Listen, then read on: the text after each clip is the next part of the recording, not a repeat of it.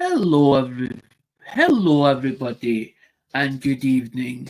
Alexander Smith coming at you, and I'm just going to say that I know there's been a Saturday missed, and that is because the Saturday before, when the Ida Hearn auction or the Ida Hearn benefit was on, everybody left me on my own. So there was very little coming in, which I understand. Everybody wanted to go to the St Jude's benefit auction to basically for the kids, which I know that. I understand. Not a problem. I don't have a problem with people going to benefit auctions and whatnot for to help out with the community. That's what the community does on the coin community. So I totally understand. What I'm not going to do is I'm not going to do this. I'm not going to do the the title of the stream first because I want other people to see it. So I'm going to leave that for the now, and I'm going to show some world coins that have come out this box, and I have another 2 boxes or 3 boxes somewhere else. I am going to use them. For the minimum prizes, which you all know about. We will be doing the wheel tonight, hopefully, when there is 12 people that come into the stream. But I don't want to show that now because that is not the reason of the title. The title is for a reason because I went into the double cupboard, which is the towel and linen one, and I seen the £65 or the $65 shipping one, and when I opened it up, something popped out it, and it's in that I knew was there for quite a while. I knew it had been sent. I knew about it, but I just didn't get round to doing it. Is it? Is it? I think I can't help that if it's choppy. There's nothing I don't think I can do about it. I don't think there's any way of fixing it. Is it because I'm too far away? I don't know. Is it because my internet's going up and down? I've been playing about with they've been playing about with the lines as in up the street. They were playing about with the lines up the street because I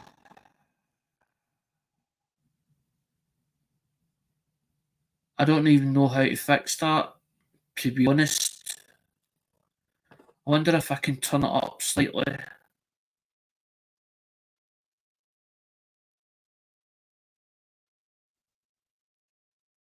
Probably because they were messing about with the lines I know up the street because they were putting in they're actually putting in fibre optic cables at the moment because they're coming in. Audio. I wonder if I can turn it up. I wonder if I can turn it up.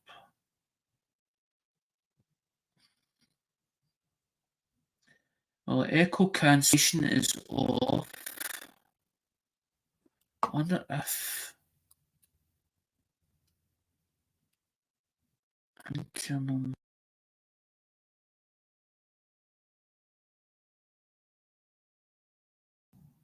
Hello. Hello. Hello. Hello. Hello. Just make background noise. I don't know about that.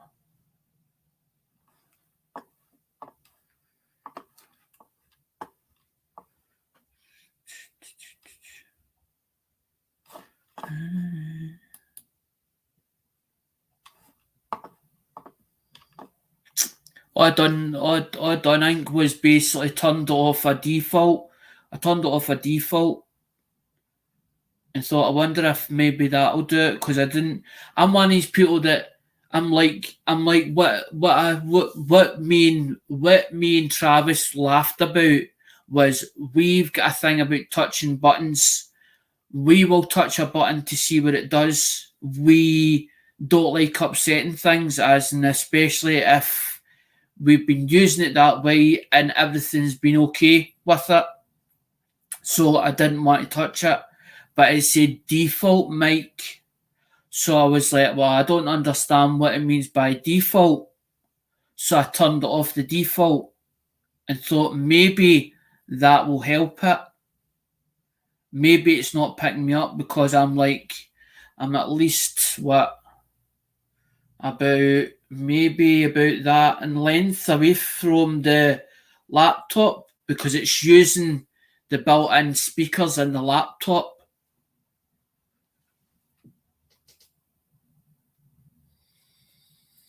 Fixed. Happy studying. I seen the new video. Right, now what I want to do is I want to do settings and I want to do, because nobody wants to see my ugly mutt. So what I want to do at the moment is I fixed it. It didn't take me long. So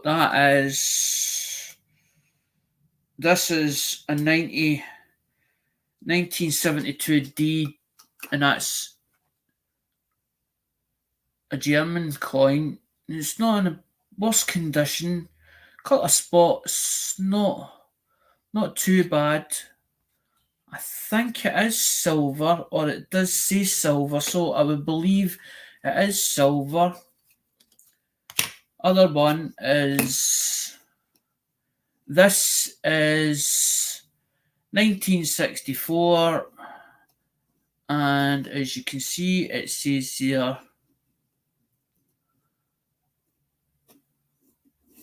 oh, it's not double-headed, so it is double-headed, two sides, same coin. So that's that.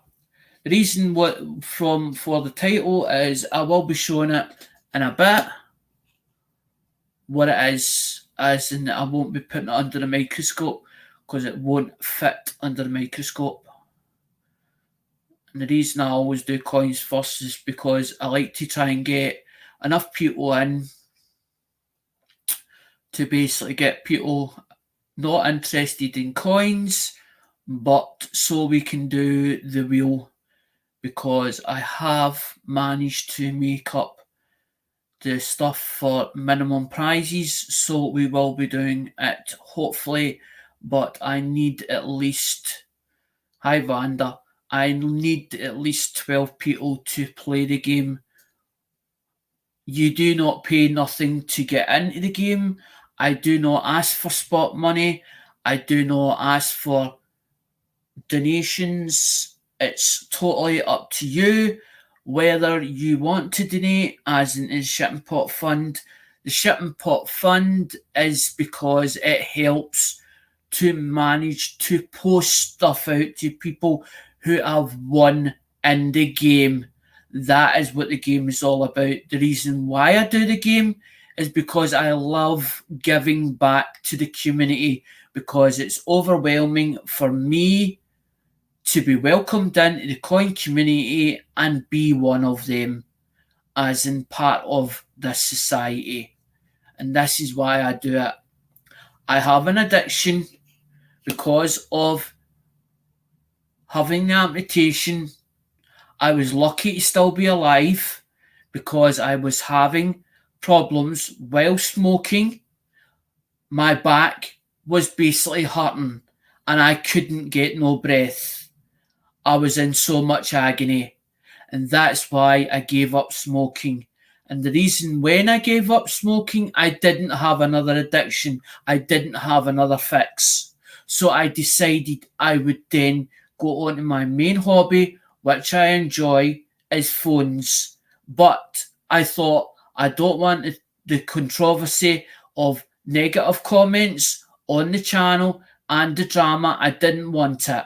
So I decided I'd go into something else for a challenge, and decided I would take up coinage because I seen an auction with SJS Mixed Adventures and was out of curiosity of what our channel did.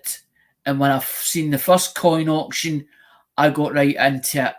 I am a massive fan of coins, of different reverse designs. That's what gets me, is the reverse designs. Because it's like that one, there's a lion, so it's an animal. I've got a big thing about animals. I've got a love for animals. If I see a dog, a cat, I want to be able to pet it if it'll let me pet it. I know not every animal is friendly. Sometimes it's frightened, it's very timid. Some animals are timid, like Cheeky was. Cheeky was mainly Mum's cat. It wasn't my cat. But I used to look after her when Mum was away on holiday. I never got a problem. My mum says she's not a problem cat. That was nice, Johnny, of winning that guitar. Well done. 1976 cent, 10 cent. That one's a Netherlands. These ones are all different.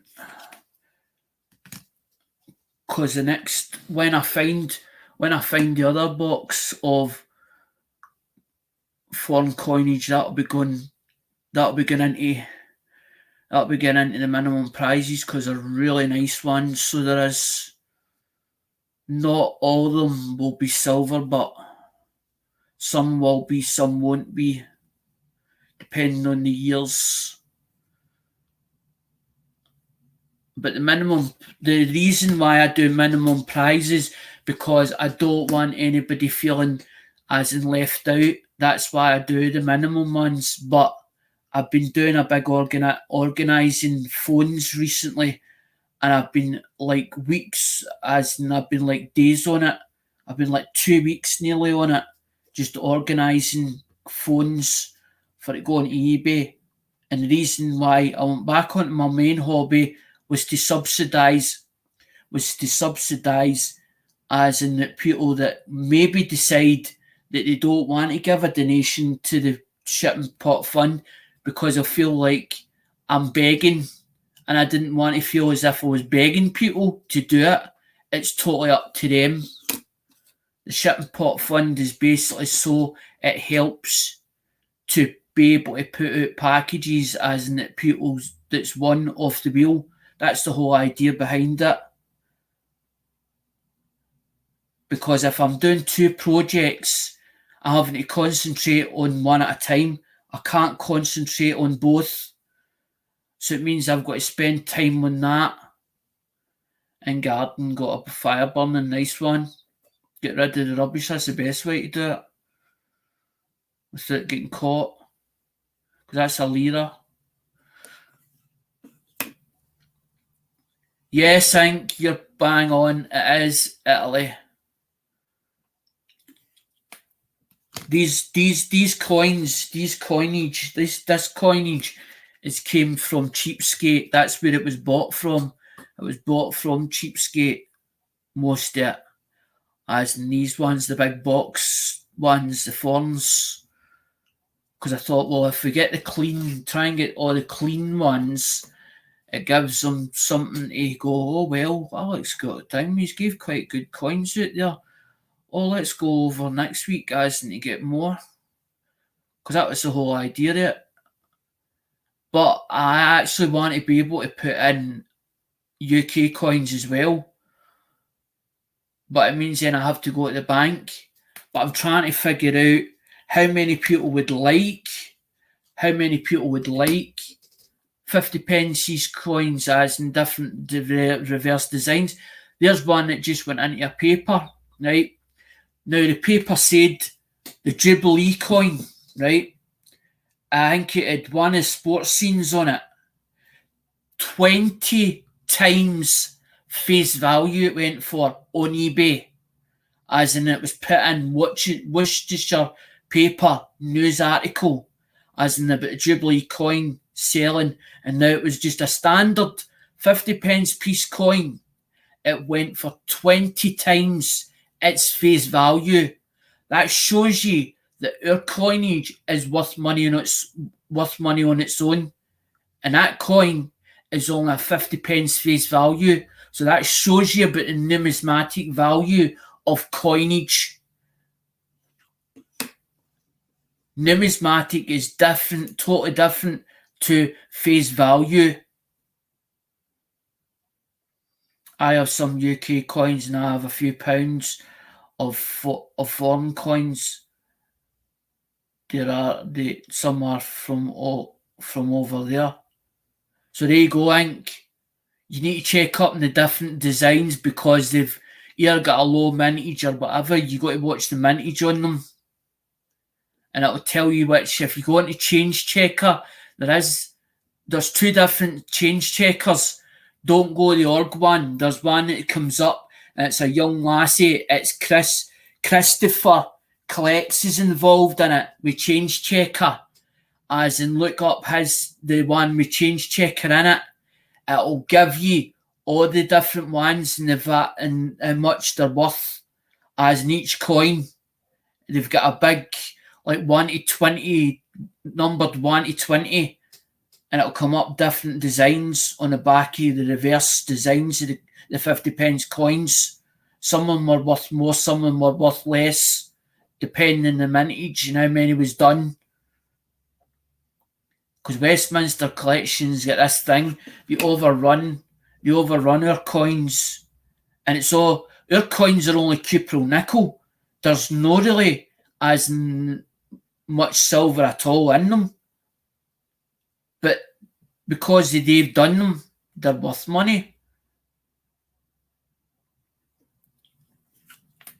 I just got fed up with seeing the different UK coins, but after you put me into this game, into this really opening my eyes with it, that's what made me wonder about our UK coinage. And I was like, maybe I haven't looked properly at our UK coinage, but I only pick them up for you guys to put them in the packages. That's the only time I pick them up. Either if I get them in change, or I pick them out of change, or maybe as in get into a shop, maybe I'll get one or two different designs and I'll put them by. Because I'll put them by for you guys. Because I'm like, Americans love them. I'm like, that'll do for the next package. I've not got enough of them. That is the problem. And I'm like, I want to know, I'm wanting people to go into my comment section of either any UK coinage that I've ever done on a video and put in, as in put a number in, like number 1 or whatever, so that I know yous are interested in UK coinage. As it means then that I can phone up TSB and say, look, I want 250 coins, or I need £250 worth of coins at 50 pence pieces, because I want to be able to do the coin hunt where we go through them and find the ones that different designs, so that I can put them into packages for you guys for the wheel. Some people's like, can you not put in a hangman? Can you not put in a full loader as in a different design each? No, because you don't know what to come back for more if I do it that way. If I give you one or two at a time, you're going to keep coming back. Because this is about enjoying the stream. This is what it's a case of. It's me showing the stuff that I bought recently. And you's going, oh, by the way, that's really good, that's nice. I don't want to put crap in a package. It's alright putting couple of ones that's kind of rough shaped, as in it maybe be older, as in it's not modern, and then maybe say somebody's got a channel and they're doing like 710. I just picking the name out at random. 710 does rigged. So what I'll do is I'll send a bit more for 710. I'd love to be able to do that for other channels, but a bit extra in for them to send to their supporters for to put in their games and stuff like that. Because it's about growing our community bigger. It's like me turning and saying, please support Ink. I don't stop Ink for putting in his link, as in for you to check out his channel, because Ink does amazing stuff. Ink does really good videos, as in where he's showing coinage, as in his own coinage that he's bought, or maybe the stuff that he's stacking at the moment, because he's a stacker. This is not just about me. It's not just about me. I don't want to feel when somebody says about me, it feels as if it's being selfish. This is about our whole community. It's not just about me. It's about our whole community, the way it works, the way we do things, help people out. We do a lot of different benefit auctions, but we've got to know that they're above board, because there's been a lot of people who's came into our community, ripped the community off, and then walked away from your community and thought nothing of it. I don't like people that feel ripped off or they've had bad experiences within our community, because it gives our community a bad name for the people that are rotten, that come into our community that think, oh, they're stupid, they're daft. There's nobody in our community that's stupid or daft. We'll catch on to you pretty quickly. And when we do, people then start to know, oh, don't touch him with a barge pole. I've never had a person that's turned around and said that about me. I don't do things disrespectfully. I do things above board. If I tell you something, it's the truth. It's me being honest with you, because if I can't be honest with you guys, how am I supposed to be honest with my own self? I always remember the time that Mum caught me out on a lie. I never forget it. And I says to her, how did you know I was telling you? She went, I looked right through your eyes. I thought, well, if she can see right through me, how many people others can see right through me? And that's why I don't tell lies. I don't do bullshit. If I tell you something, it's either partly factual or it's stuff that's happened to me. It's my experiences, me sharing it with you guys. Hi, Daryl.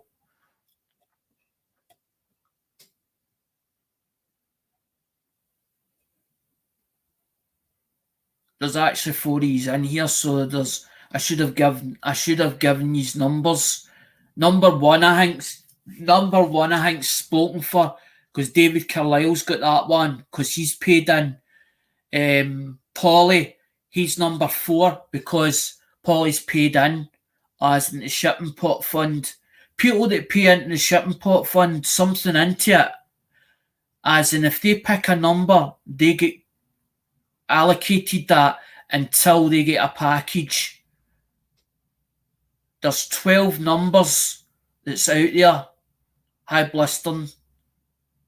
I liked you. I've not watched the Half Crown one, but I watched your one with the 50 pence piece on it.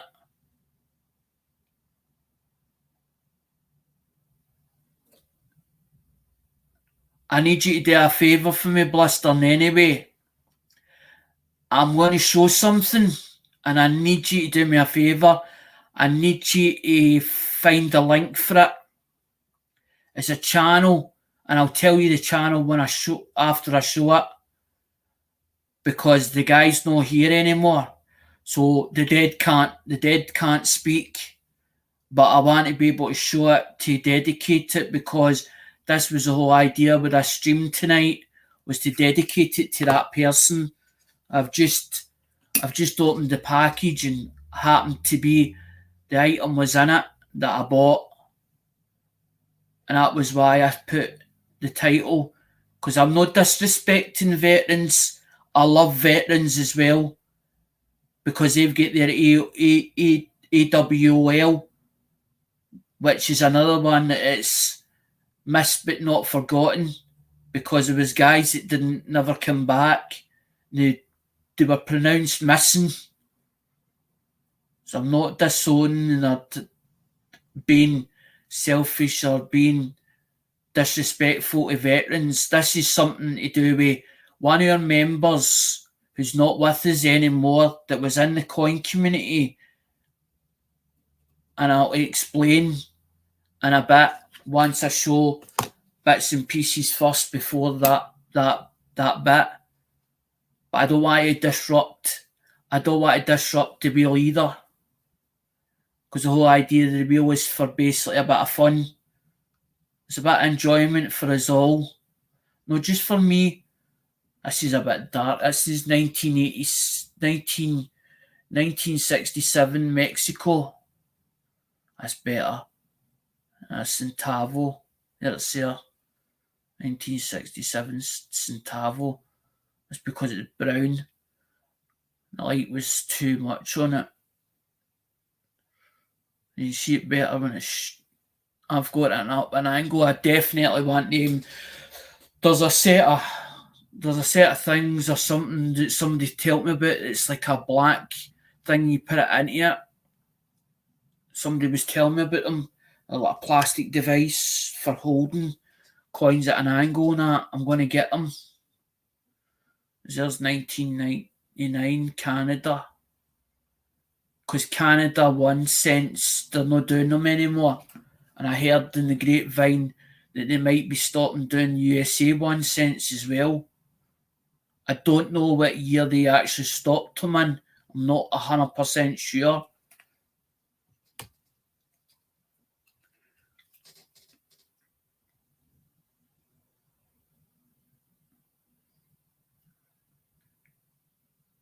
Because that's the centenary one. 1952 to 2002.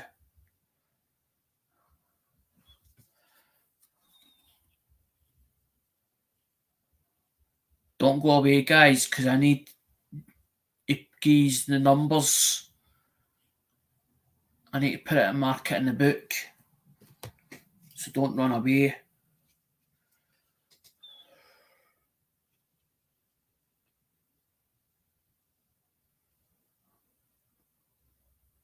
Because that's the whole idea. Vanda's to get a number as well.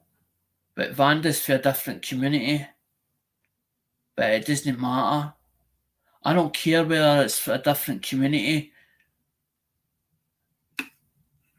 But it's not a case that I want you to basically look at videos or whatever, because you need for it to stick. You have to leave a comment for it to stick. For me to get the watchers or the watch views. The old way doesn't work anymore. Just putting a like to it and that's it.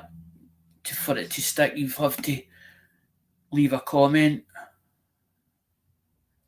Because this is not just about, it's about networking. That's what I did before. This is how I got to these numbers as my own numbers, was to network with other communities. Because it's like Ian's more a scrapper than a coin collector. If you watch Ian's videos, if you go to Ian's channel and watch his videos, they're not about coinage. They're about actual scrapping in the shed. Ian in the shed. But I've known Ian a long time. It's the same as J5. I've known J5 for a long time. J5 got his own channel as well. Because that's what you should be doing, is checking out each other's channels.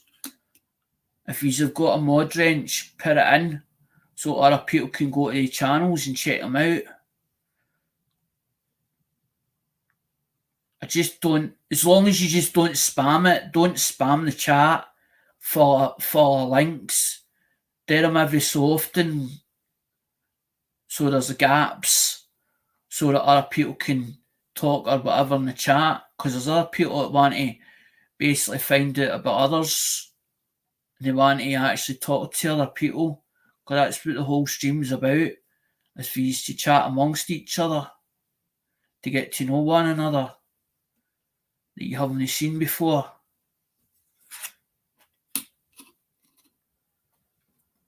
Because that's a peseta. That's a peseta, I think. Sure it is. That's why it says PTAS peseta. Sure it is. Sure that's a peseta. Sure that's what that stands for. Hispania. Aye, that's Spain. That's Spanish. That's how I know them, because they'll say like the ones, like the other ones say like Netherlands. The Germany ones are harder to figure out. But once you guys and sort of get to know the coinage, you start, I know that one, and I know what this one is, and I know what that one, but don't ask me how much they're worth. I don't know. I don't know the true value. The best place for that is if you were going to sell them, as in you would look on eBay and you look the last 7 days what was sold. That's how you check the prices out, the values of different coinage.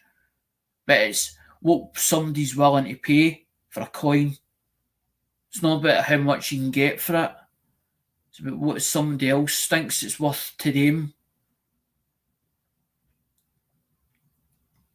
Because that coinage could have been a one-off, that one at 20 times its face value. Could have been a one-off. Might never come again like that. Just supply, it's all about supply and demand at the time. If the timing's right, you're laughing and the coins look good. If a coin looks really well and it's not been cleaned, because a lot of collectors, they don't like clean coins. I don't touch coins. I leave them alone. Right, guys, so what I want to do is I'm going to come off of the microscope and I'm going to show you other things, because I don't want to put it out too early, as in what the title's about. Right, so what I'm going to do is,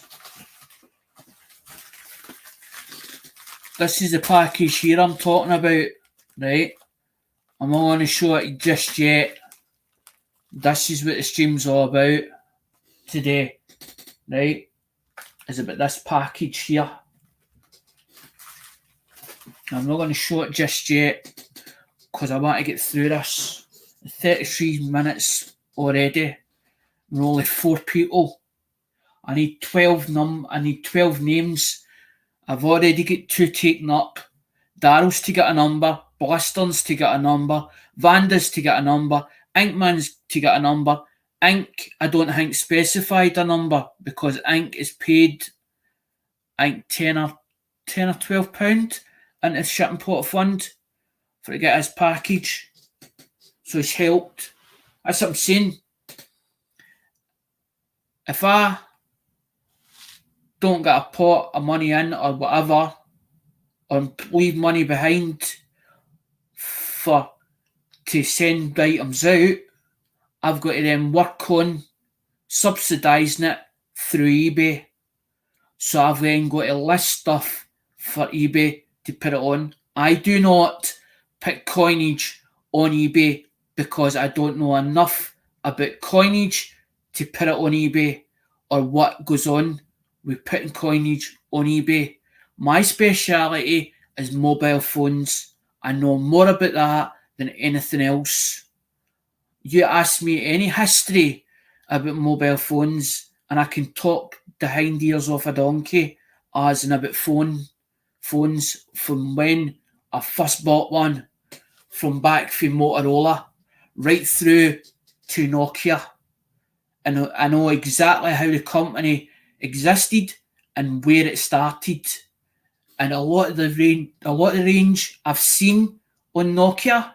Some I haven't. Some I'd like to be able to get a hold of, like the Nokia N-Gage, which was partly phone and partly a games console. It was a 2-in-1. Now, they were fetching about, back in the day, they were fetching N-Gages, were fetching about £120.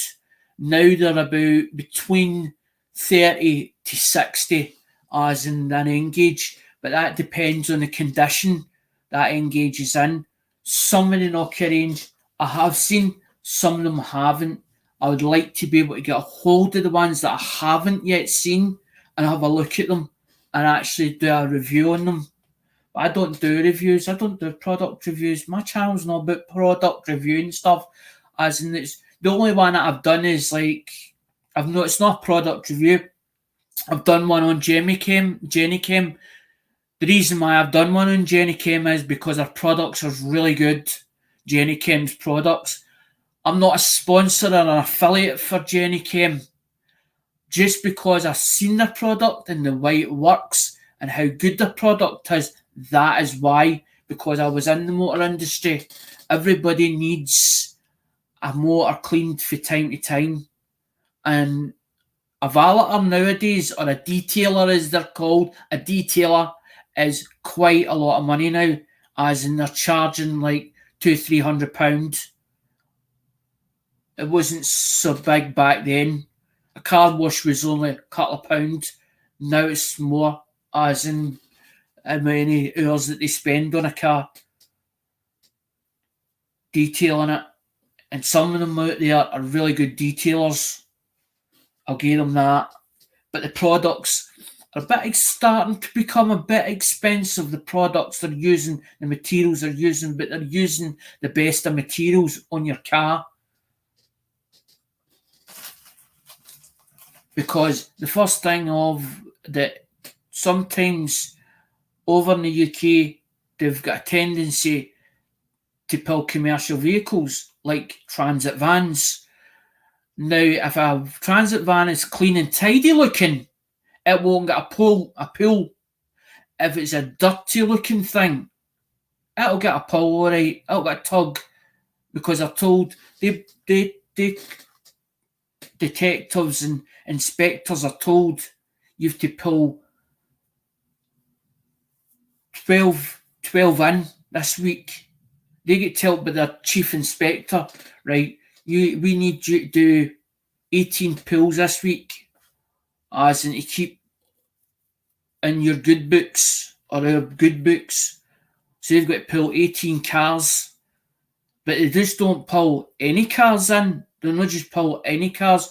They'll go on the PNC and check tax, MOT, insurance, and also if a van's dirty or untidy looking, unkempt, pull it in.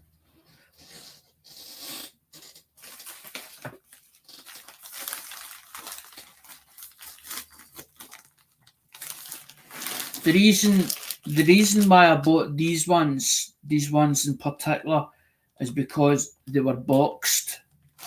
I don't think I will be keeping them in my collection. The boxes, they're probably worth more to sell because they're still in their boxes. I can't remember which dates they are. I'd need to check back on the sheet as in which date they are, because they're still sealed boxes. So that'll be a proof or whatever, and I'm not going to bust it. The whole idea of me getting boxed or whatever, or good stuff, was to be either put them on the wheel as first or second prizes. That was the whole idea behind it. That's why you see me buying slabs and buying silver coins and whatever else and PGSs and different slabs, to do them as first, second and third prizes. So to have enough. Because some of it will be going, some of it will be going into my collection, some of it won't. I just want to be able to show some of this stuff because I want to be able to do the last thing. Irish, stay about because you need a number. Please stay about, guys, as I need to get the book. I'm not doing the book now. I want to be able to do this stuff, go into that as and talk about that certain package, and then we'll do the wheel. I need you to stay around. There's two names or two spaces already been taken. So you'll get a number, the rest of you'll get a number.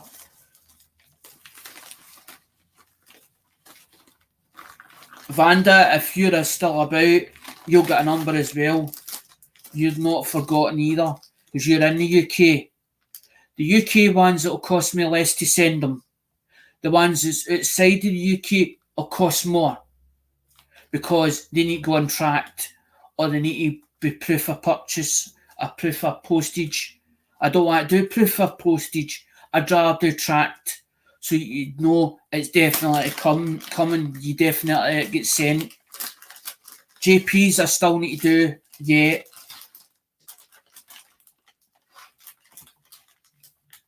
I don't even know how to pull this open without busting the box, because I don't really want to bust the box open, because I don't know how Joe worked it out, which ones is which, unless the numbers correspond to something.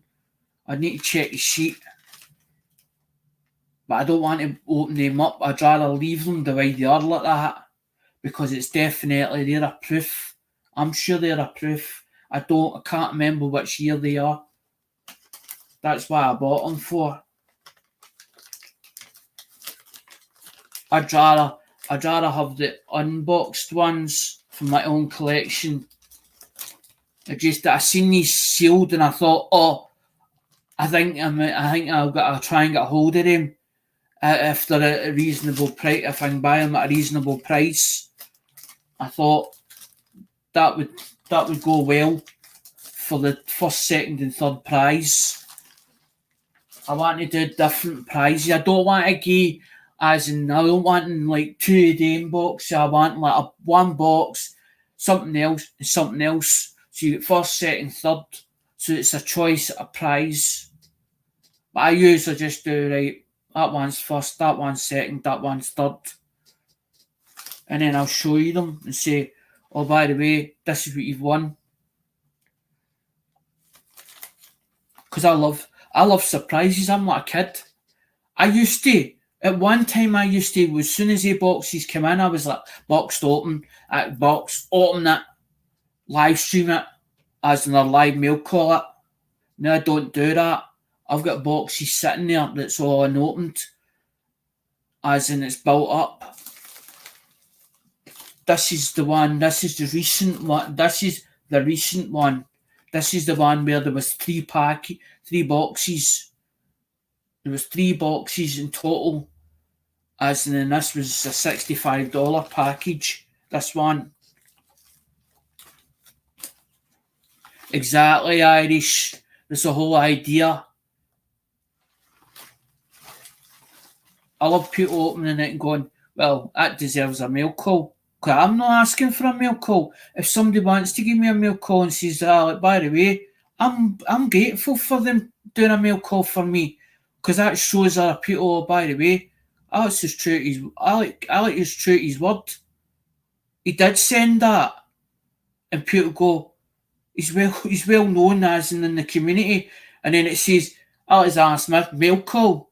People go and look at the videos, the different channels. They go, what was it he sent him?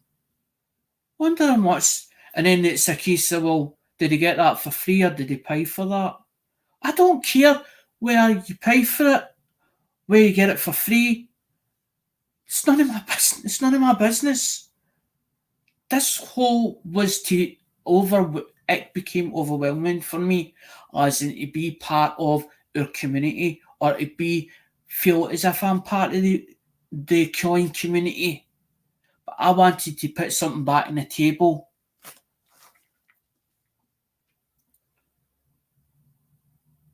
You will get a package, you think? I just I've been trying to organise that room because, funny enough,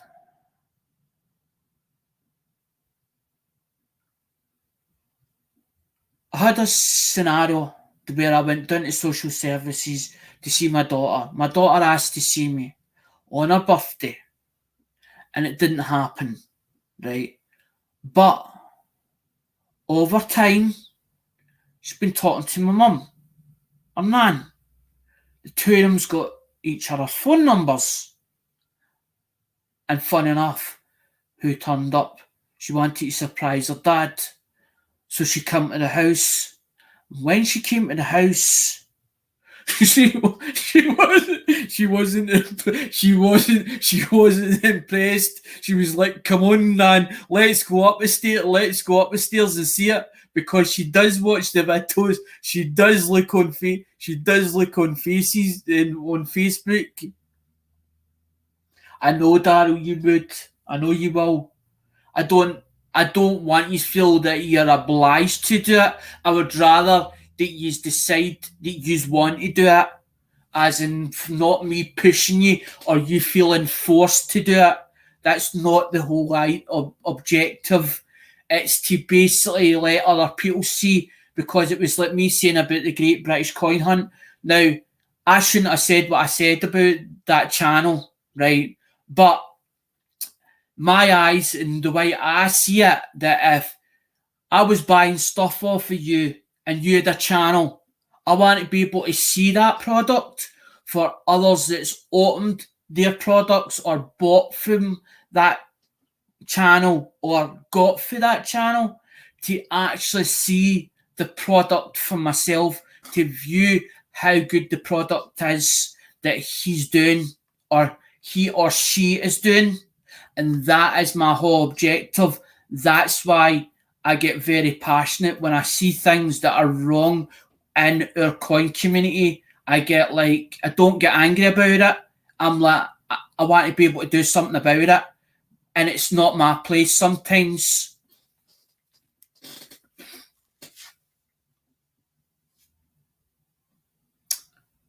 Irish, I don't edit. I don't do editing. No, I have 5 recorded, just need edit. Edit is it's a long process, editing, and then you've got to do frame by frame, and then I take that, but take that's a mistake, or that shouldn't be in there. I need to take that bit out, and it's editing is time consuming. It's really time consuming. I don't edit. I just put it out there. I'm like, I don't care about the mistakes. If I said something and I didn't mean to say it, and it offends somebody, I'm sorry if it upsets you. It's just the way I feel. It's my opinion. Exactly. I think I'm the same. Shoot the video and then just upload it. Boom, that's it done. Sometimes I don't even look it over.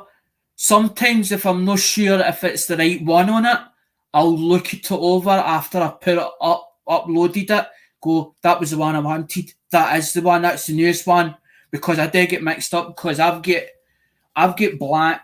black t-shirts and blue t-shirts, and sometimes when I put a black one on, I've got umpteen black ones, so it might not be the same black one I've had on the day before. So I've got to look sometimes and go, oh, was I wearing a blue t-shirt or was I wearing a black t-shirt when I did that video? And then I'm like, is that the right video? Because it'll say on it, when I've done them, it'll come up 00111 MPG, and it'll say today at 13. So it's not numbered or not titled. So I don't know where was that the recent one I did, as in for that day or for that week that I was going to put out, because I put them out as I do them. I always do that. Right, because there's another one. This one actually says 2000 and, elastic band. How did that get in there? Oh, elastic band can go. Oh fuck, I don't like elastic bands. Daryl, some people don't. But this is the way YouTube go. Oh, you got to edit this. Oh, you got to do this. Oh, you got to do a short. All that, and they keep pitting. It's as if they keep pitting it on the creator. You got to do this. This is the new thing, and they're making you feel as if you are obliged to do it the way they want you to do it. But it's not about them. It's not about them. They're only saying you could do it this way, and it'll happen that way, because they've tried it and tested it themselves. Because there is creators that do belong to YouTube headquarters, and the reason why they've got channels of their own, because they want to make sure it works. And when they put out something, they send you an email and say, by the way, this is the new concept, this is what's coming out, or has come out, this is the way it works, and then they explain it on the email. I'm like, I can't fucking be bothered doing me as your email. I can't be bothered tweeting all that. Get off. It's not me saying fuck them. It's my way seems to be doing okay. I've done it this way. It seems to be working for me, so I'll leave it that way if it works. But they're like, oh no, this is a new concept, and as in you have to do shorts, and it's only 10 seconds, a 10 second long, and all this car on. Fucking pain in the ass. This one says 2010. This one's quite heavy. That says on there 2010, that one. But that's sealed as... No, it's not. Not actually sealed, it's actually broke. The seal's broken. Somebody's broke the seal on it. No, the seal's broken, that one. Seal's not broken, them ones. The seal's broken in this one. I didn't see it until I noticed it. Oh, hold on a minute, that seal's broken. Ah, that's the one he showed. 2010 Philadelphia one. I don't know if I've got this one. Because this is the one where... Because this is the one that's the blue, and then you've got the blue. Because that's a scene. That is a scene that YouTube used. The Philadelphia scene. They used that scene. Fun enough. They used one of these scenes on YouTube for your banner. That one, fun enough. Because that's Denver, which is red. Denver's red, and Philly's blue. Philly's always been blue. I know that finger, I've been at it again and pulling it apart again.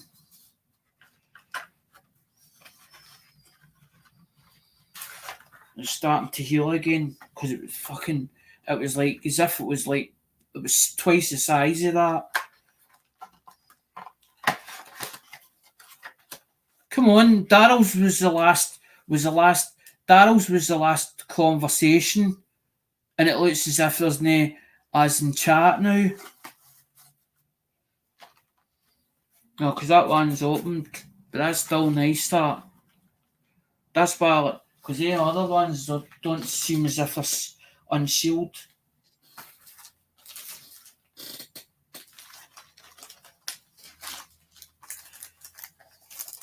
Because that's the same as that, 2022. I know it was just because Daryl's was the last one in StreamYards. I see Daryl USA saying, I don't know how to edit, and that was it. It's as if the chat stopped. That's how I was like, there's 2022 preset, and then it tells you on it. Because there's Sacagawea. There's a Sacagawea dollar. That's the Sacagawea $1. Sacagawea is underrated, and so is Susan B. Anthony's as well. But the Kennedy $half, everybody likes that one. And the $8, because that's the Lincoln penny, as in the very bottom. And then you've got... No, I was just saying, Daryl, that it was as if the chat stopped. The chat actually stopped. There was no chat after that, and I was like, oh no, here we go. because I'm only using the StreamYard side, because if I do the two of them at the same time, it starts kicking me off. Because I had an incident today where I tried to go onto Hoovy's stream, onto Hoovy's panel, because Hoovy was live earlier on the day, as in sort of 3 o'clock, early 3 o'clock PM her time, but I don't know what it was her time. And I had the Zeus Windows online, and I forgot all about it. And I went to try and jump onto the panel, and it kicked me off twice. So the Windows was overriding the Chromebook, and it was actually controlling it from next door. And as soon as I turned that off, the Zeus on the Windows 11, it stopped doing it. It stopped controlling the Google Chrome, because Google gets used by Chrome OS, which is like an Android. Windows seems to be as if it's more powerful, but it overrides Google. So it does, because it was kicking itself off the panel. Because it was shutting itself down.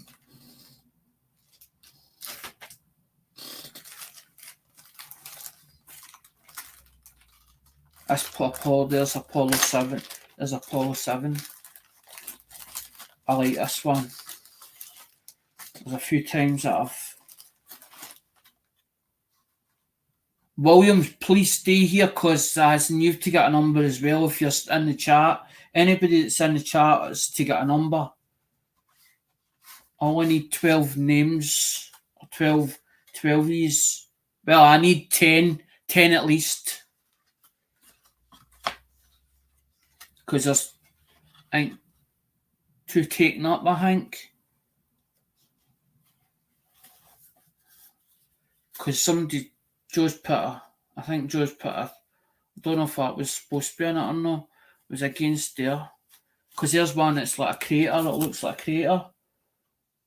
That's the one with the boot. That's the one with the boot. See it? There's the moon landing, and then the Apollo 7, and it's got a boot. That's a boot on the moon when they landed on the moon. Because there's that's the $50. That's the $50 there. That one. And that's the crater. It's an actual. You can actually see it's like the football one, the baseball one. It's actually concaved, so it is. But I like it with the documentation on it.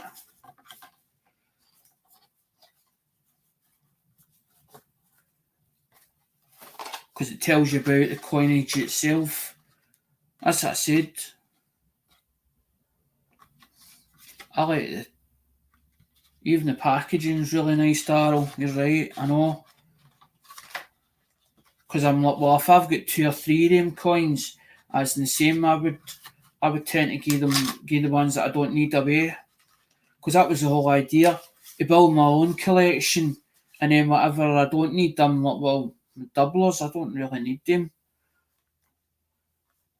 I used to laugh when Lemonhead used to say, what's better than 2? Tres, which is 3. And I used to laugh at that, thinking that's funny, and then I'm thinking, that feels a bit selfish, having 3 sets of coins, 3 the same. Why not just have 1? Why not just have 1? Do you know something? I wish you'd have said you wanted that baseball coin, because I felt really bad beginning with that baseball coin. I know.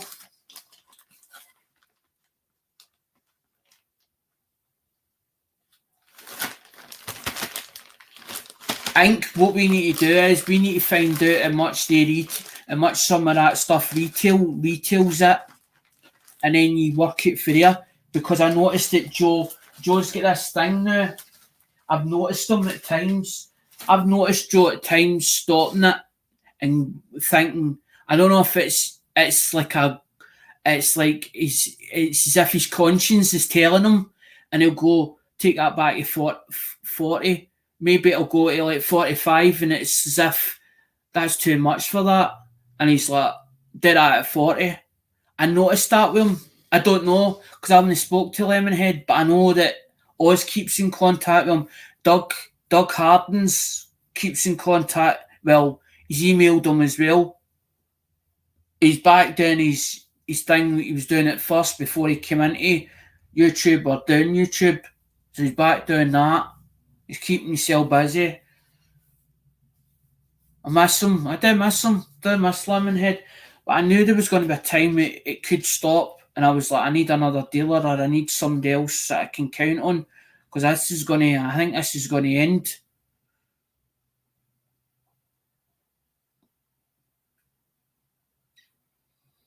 But what I'm saying is, if you know the retail value of that coin, or the coinage that's baseball related, then you know, well, I'm not going to pay up to that. I'm going to pay under that for it. Because I don't sometimes know. I just go on my gut feeling. I go on my gut feeling. What I think, I'm like, my gut feeling tells me this.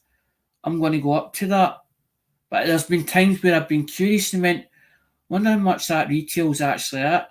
Wonder how much that actually is retail value. That what is the retail value of that? You don't want somebody to pay over the odds for it, and then they go, I don't feel as if I've got a bargain here. I feel as if I've been taken for a right ride here. But I like Joe because Joe doesn't do that.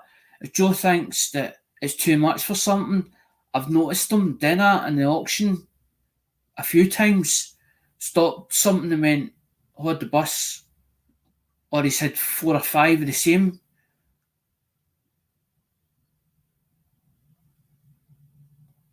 I think it really is crazy the hoops you have to jump through to get coins.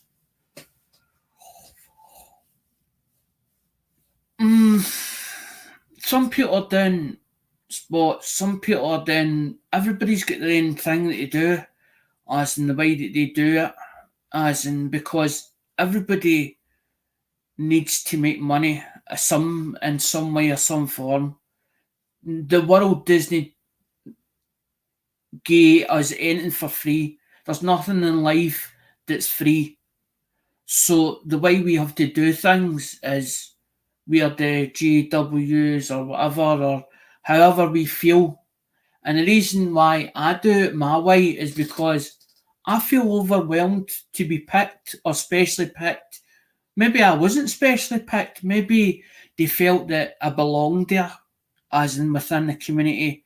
And when they took me on, that was a big way that they took me on. It was as if, come on, you're coming in with us. You're more than welcome to be part of us or part with us. And I think that's what sort of got me, as in realising, hold on a minute here, I feel as if I've been specially picked here, as in I need to make sure I don't fuck up or make mistakes in this community. I tread very carefully within this community not to upset anybody. As in, people's like, you've not upset anybody.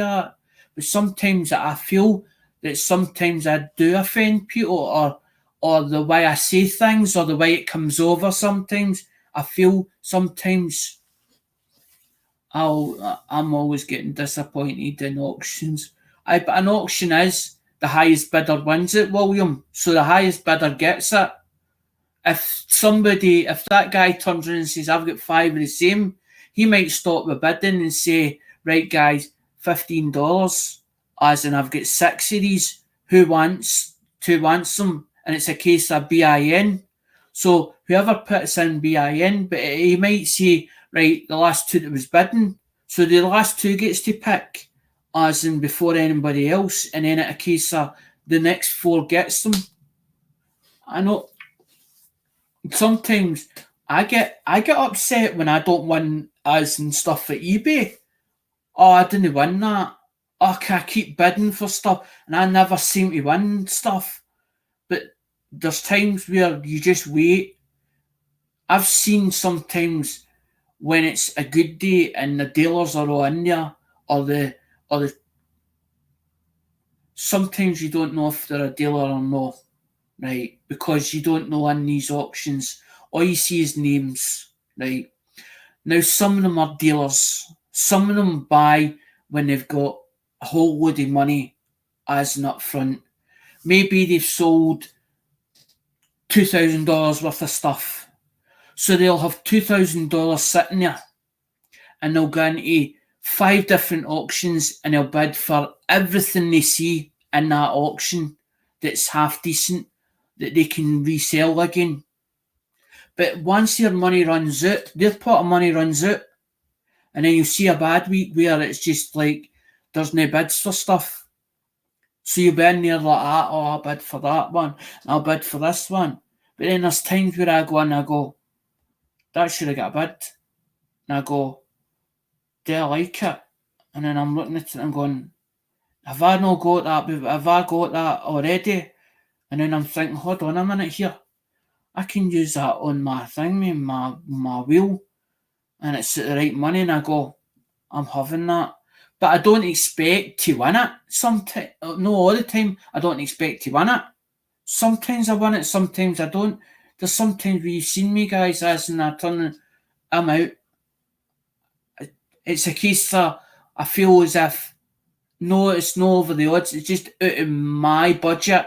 And I go, pass. That's me. I've had enough. I've done 2 or 3 bids. No won it. He's in it, and he's into it strong. I can tell when somebody's into something strongly. I can feel it. I can tell by the way it's going in an auction. And sometimes that's what I do. LOL at William, I'm waiting on some stuff for over 2 years. I hear the craziness and the amount of time it takes. I haven't heard of £3 though.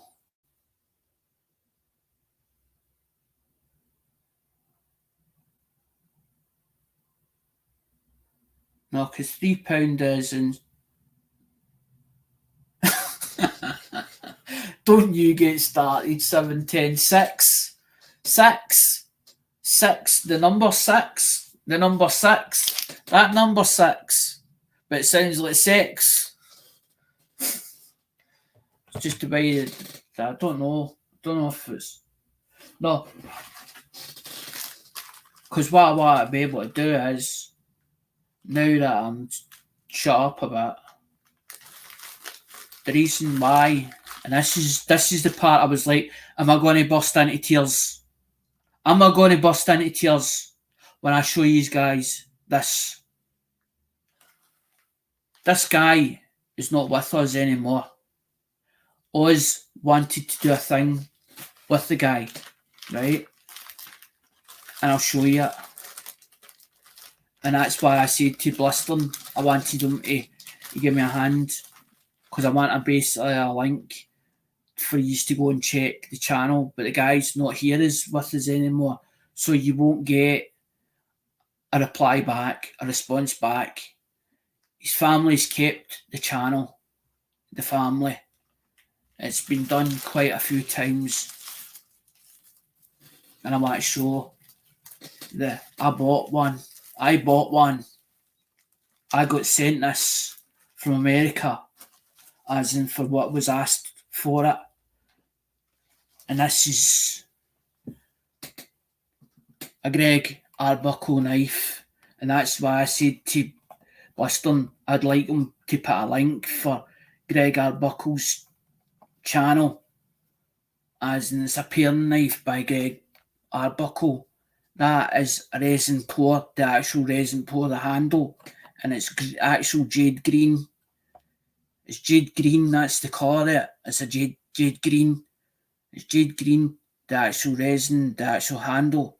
The handle's hand poured. Actually see, you can see it sparkling in the sun, in the light. It sparkles. It's got like sparkle flakes in the resin itself. It's a beautiful knife. Even the sheath as well, as in the leather sheath. I actually goes into that because that's his on there. There's actually his trademark, as in that there.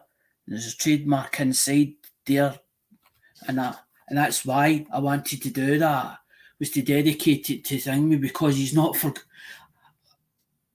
Greg Arbuckle is not forgotten. He was part of our community, and a lot of his things, as now he's gone, his stuff is worth a lot more, as in because of being not an artist but a creator, and he was really good with, as in making, as in knives. That's what he did. That was his thing. And it's about 4 inches, that blade. But I knew it was there, but I hadn't went through. I hadn't went into package.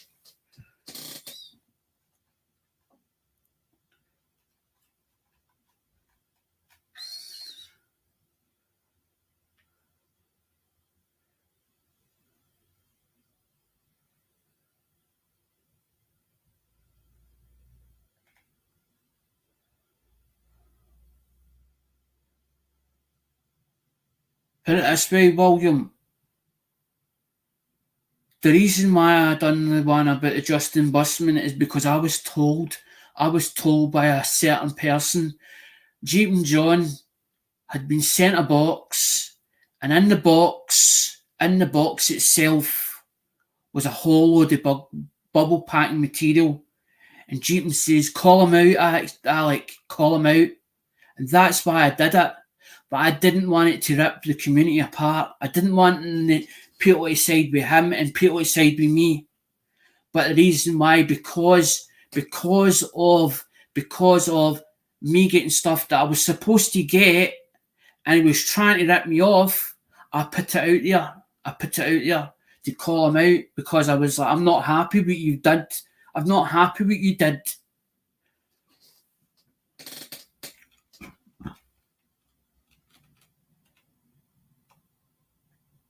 I've had 3 times where I never received the stuff I bought.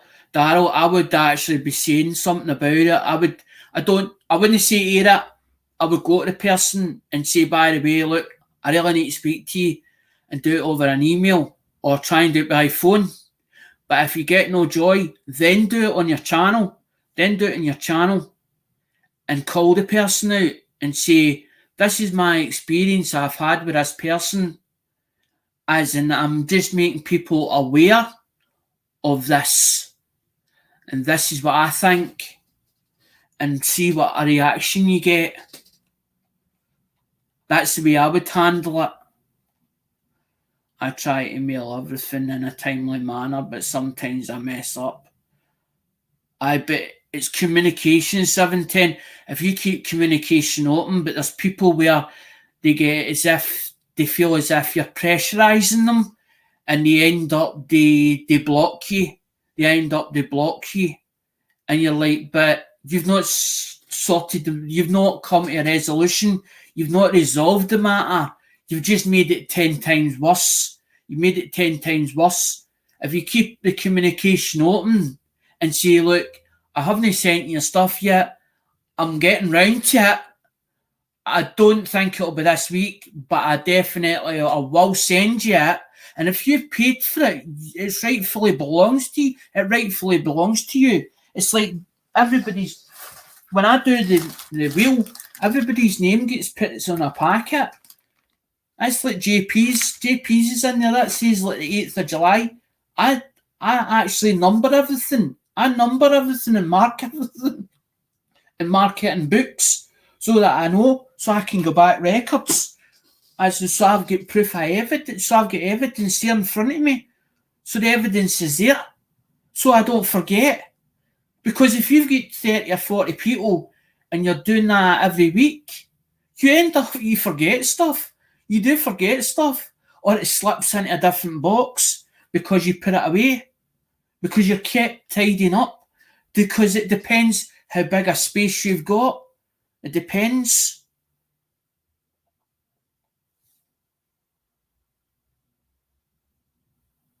Exactly. I think I stopped it. The reason why I stopped the game because it was clashing. It was clashing with the Durbin auction, and you all know that's where I get most of the stuff from. Is the Durbin auction, so it was clashing, and it was causing. It wasn't creating problems, but I felt as if I was trying to do it, and then when they would come on, people would go to their auction and come back and forward, back and forward, back and forward, and I thought it's just not the right day. It's not the right day, and that's why I changed it. That's why I left it.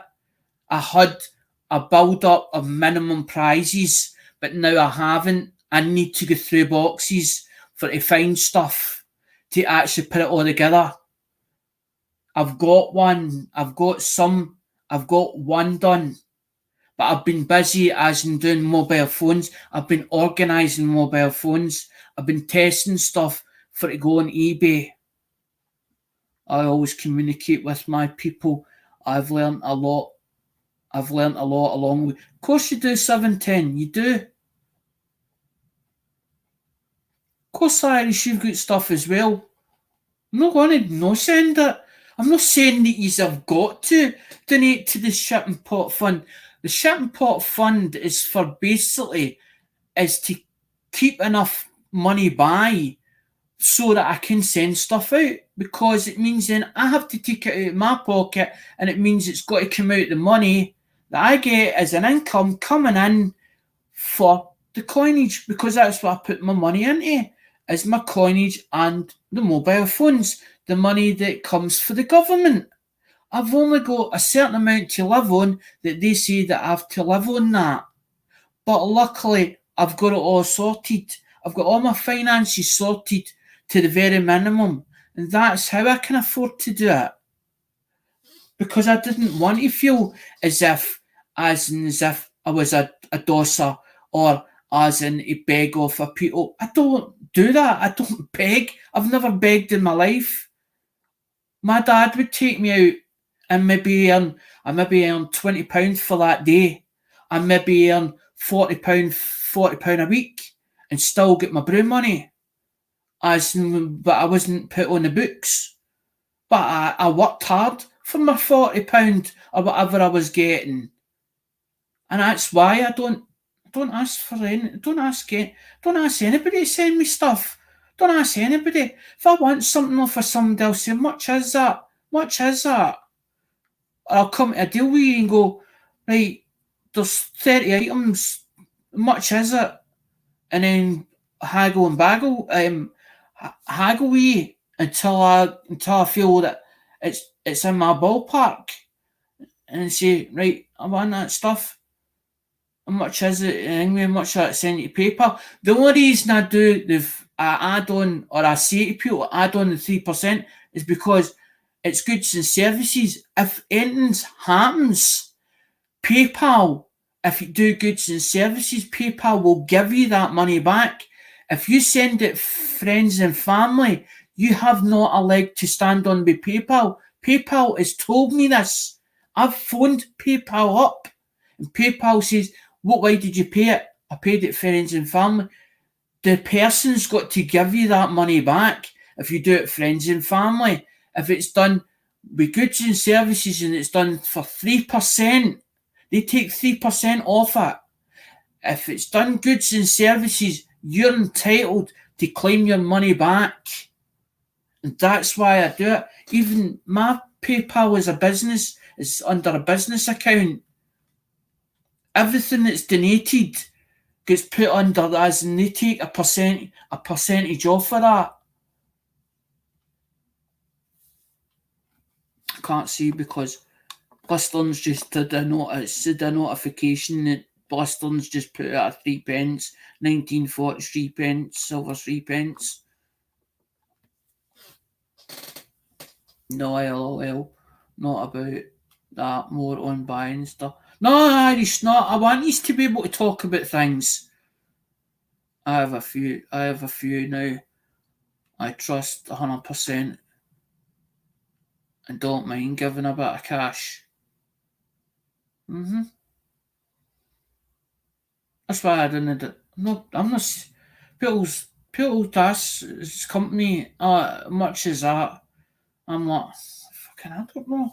I just go, sometimes I've got, like, I lost a couple of, Andrew Cooper was a client, right? He was never a friend at first. It was, a lot of these on here are acquaintances, not friends, right? But some of these are friends. And there's some that I've got respect for a lot of these on here, right? Because these are all good creators on here, even if you don't put out videos, right? But Andrew Cooper was a client and he buys stuff off of me. The last one that he bought was a 1964 or 5 SMS set or whatever it was, right, in the envelope. I actually lost money on that because I paid a bit more for that. And when he came to me, he says, much as it, and I went, let's, and gave him a price. But because I quoted him that price, I couldn't then turn and say, by the way, the price is different to what I've quoted you. I had to do it at that price. But when I went to the invoice sheet, I've noticed on the invoice sheet, I went, fuck. I went, I lost money in that. I've lost a couple of pound in that. I went, I'll get them next time round. I'll get them next time round. Because I was like, well, I've got to cover what it costs me to buy stuff in it. As in, I've got to cover it so that I'm not losing any money out of it. I'm not in this for profit. I didn't do it for profit. I see 710, I see you doing, as in it shows the wheel. And I'm going to do it. I will do it. There's only five E's in here. Exactly, William. Bang on. If you bought something, you should get it. Exactly. I'm the same. It's not the money, it's the principle of not getting it or it not coming to you. And then they turn and say, but it got lost. The famous one, it got lost in transit. And it's a case of that's not, I don't cover that. I told you already. When it goes into that, I'm not liable. I'm not liable for it. I'm not liable when it goes into post. I'm not liable. So they're saying, well, I'm not liable. So that £100 I just gave you is you've just thrown it in the river. You've just thrown it in the river because you're saying to me that you're not liable for it. You're not liable because it get lost in transit. Well, can't you go to, as in post office or whatever, and then do a sheet that says, as in, bend them over a barrel? Aye, exactly, and fucking shaft them up the ass, 710, exactly. I know, no, I'm like, no, you're not. Because see, when I feel as if somebody's done that to me, I'm like, I'll get you. But instead of me lifting my hands and fighting them, I'm like, I can use words, or I can then put a video out there, airing it, saying, I'm not happy with you, but I don't want to hear it first. I want to be able to speak to you as a man, either on a panel with you, as in amicably, or I want to email you first and then get a resolve that way. But if I'm not getting a resolve that way, I'm going to air it in front of everybody else and give you the biggest showing up I can do to make you feel that small so that you realise in your conscience, you feel guilty. That's what I do to make them feel guilty because they owe it to me, because I've had the goodness in my heart thought they were I've trusted them, I've gave them that trust and that respect for trust them, and they've broken that trust because they've not sent that goods. I do this quite often. I'll test people, I'll test them out on packages, And if I get packages like the first one and then the second one, I'll trust that person. I trust that person fully because I know I'm definitely getting that stuff. But the minute they turn and say that they're not liable for something, I'm like, don't like the sound of this. I don't like the sound of this. I'm gonna. I didn't. I was like. I said, but like the one for Lewis, and Lewis goes, I told you before, if it goes missing, I'm not liable for it. I goes, okay, we've discussed this and we said that, okay, you're not liable for it because you can't stop it from getting confiscated if it does get confiscated. But Lewis was really good in what he did. He doubled the value insurance. He doubled the value insurance and it get captured. But every day we were emailing, we were messaging each other back and forward to sort of resolve the matter out. And eventually we did get it resolved. But Lewis went, I'm not going to do international anymore, Alec. And I went, that's fine, I'm cool with that. I mean, I'm not going to fall out with you. I'm not going to fall out with you. You said that you're not going to do international anymore. That's fine. That's fine. I need to go elsewhere. That's just okay. I'm like, I'm cool with that. But that's something I can't get. I can't get insurance, and import tax is massive. Irish, there's ways of doing things, and a lot of them's found out that if you don't put a value on that package, if you undervalue it in a certain amount, it can be done. It can be done. It can be done. But it's the way you do it. It's got to be done. The durbin, because Lemonhead used to be able to. Lemonhead used to send me a box every second month. And the same with Durbins. It's like every second month. I've got like 11 or 12 boxes of stuff, as in it's full of stuff, and they're like £14. They're like £14 a weight. There's about £12 a weight, and it's the same as 710. 710 uses pirate ship, and he never gets a problem. He's never had a problem yet, as in my pirate ship. And it's the same with John RMS. John RMS was in when he was talking about remember when he was on my panel and he was talking about logistics or something like that. He was telling you the truth. There is companies that do ship, as in, but you need to build an account or whatever. As in, some of them you don't need an account, but you need to register with them, and they'll tell you yes or no about what you can and can't send. That's what I wanted to show. That was the whole idea that this one was, because it was a Greg Arbuckle. Because I bought it off of Joe Durbin. There is a lot of his knives kicking about. Some people bought them within their community, but there's still quite a few knives available. But a lot of them go through benefit auctions or whatever else for Greg.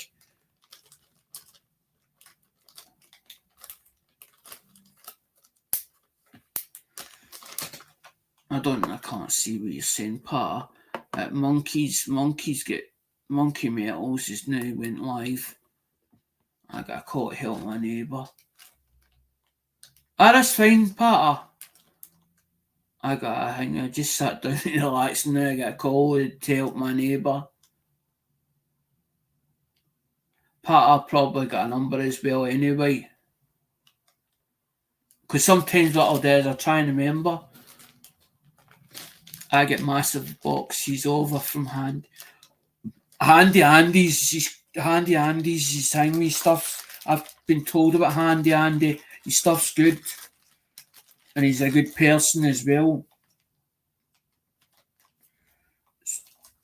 I've never bought off a Handy Andy, but I've heard about certain people You always hear good words about certain people within the community. The ones that sort of disappear usually are the ones with the rotten apples, and they tend to sort of be here for maybe 6 months or maybe a year, and then they sort of fade into the woodwork. They fade into the woodwork. They tend to end up hiding, or they change channel names or whatever. But the ones that are quite good, I just got my stuff from Jude's auction. I still email Ida actually about that cat, that one. Fun enough. I bought a couple of bits because she goes, "Oh, I didn't get credited for that £40 one because I did it a different way."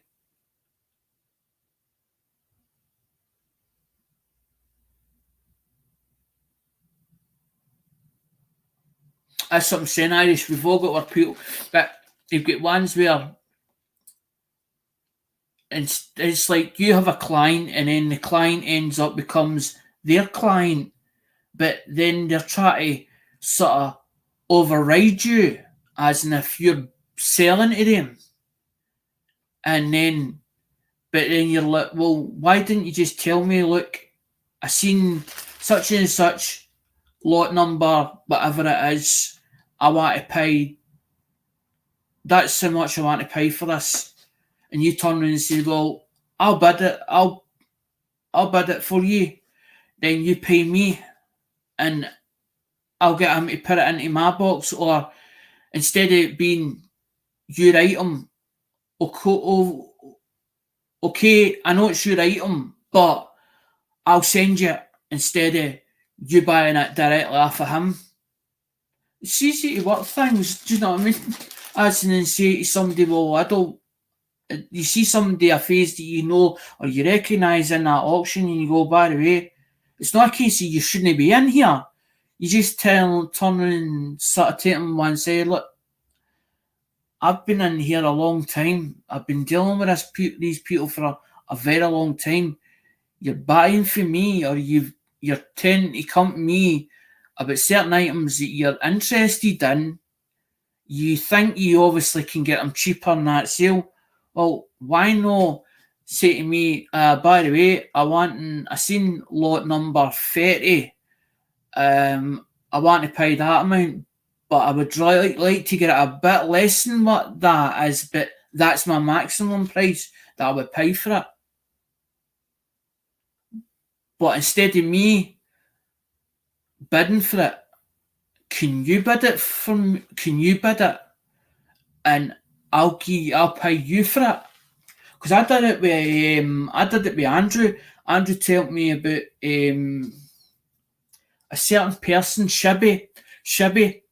I says to him, well, I'll stay out of Shibby's auction. I says, but if you see anything for me, or you think there's stuff that maybe there's a possibility that I'd be interested in that, either let me know, or you buy it and then give me a shout about it. And it saved me over, because I feel like it's two people that are friends with each other, and they're just outbidding each other for to own it. But it might not be going into their collection. They might have other people that they deal with, as in they are then buying it on behalf of them. And why couldn't you just said, by the way, such and such has just emailed me. It's my client, but he's interested in such and such, but he wants to pay that amount, but he would rather pay a bit less than that amount, but that's his maximum budget. Because I used to do it for my mum. My mum used to give me a shopping list, and then I used to get her change back. But she didn't like the cheap brands, but trying to get her to realise that most of the brands that, like Heinz or whatever, sometimes Heinz will do like a brand for Asda or Tesco or Marks and Spencer's, and Marks and Spencer's will put their own name on the brand, instead of it being Heinz that's on it, it'll be the same stuff that's in the tin, but just a different label on it. And trying to explain that to mum took a long time. But what I used to do was go for the bargain shop where it'd be 2 or 3 pence cheaper. And then it meant then when I come home, I gave her the items that she'd asked for on the list, but she had a bit left over on the table.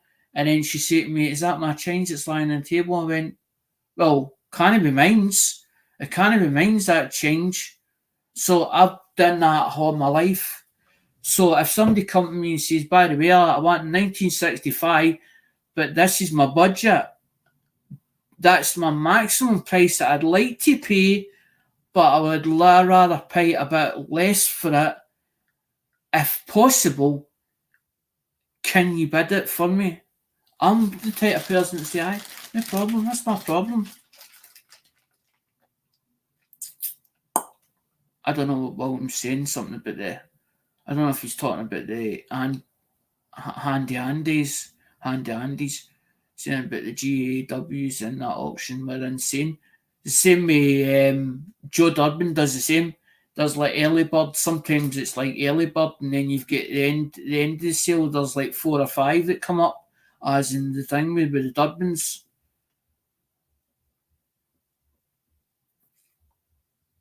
So that's why I view a lot of stuff, because I'm like, I want to be able to see the quality or the quality of the merchandise, because it's me that's buying it.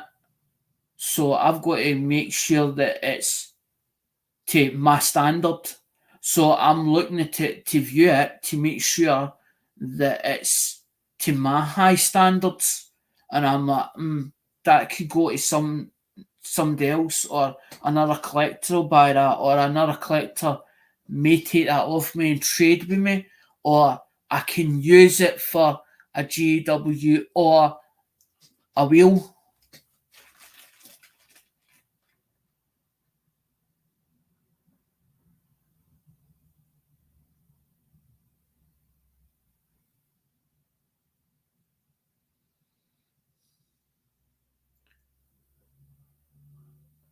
I was wondering, would you bid on an auction item you donated? See, I don't know about that, William. I'm like, I don't know the right answer to that one, because I'm like, yes or no. And I'm like, it's a hard one, because it's the case of, well, it's, you took it out your own collection and you thought it was a good donation to put in that auction for a benefit or whatever. So you're quite entitled to bid on it. But did you actually want it in your collection, and did you actually need it in your collection? That's the way you've got to look at it, if you think about it that way.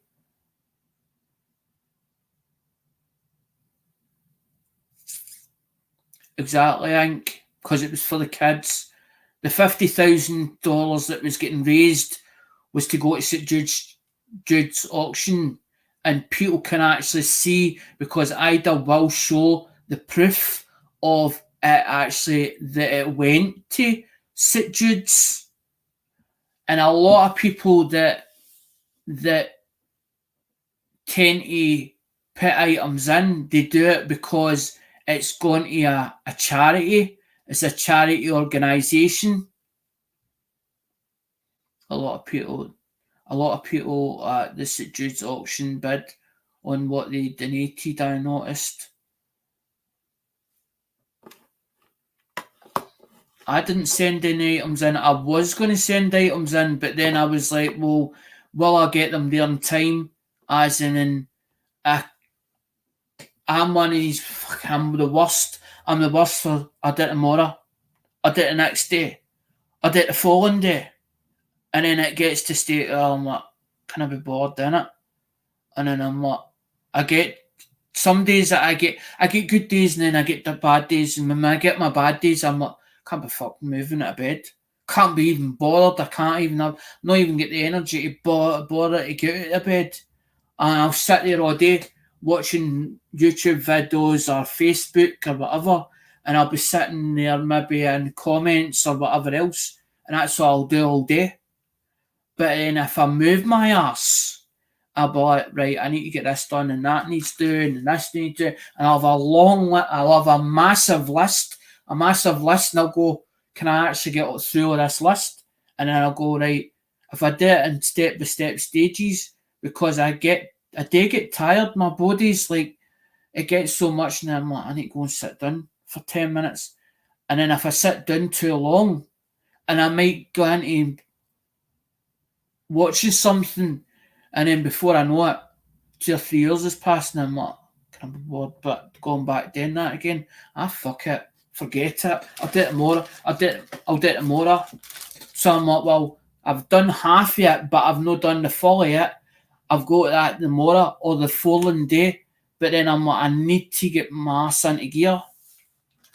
And it was like this. Opened the cupboard.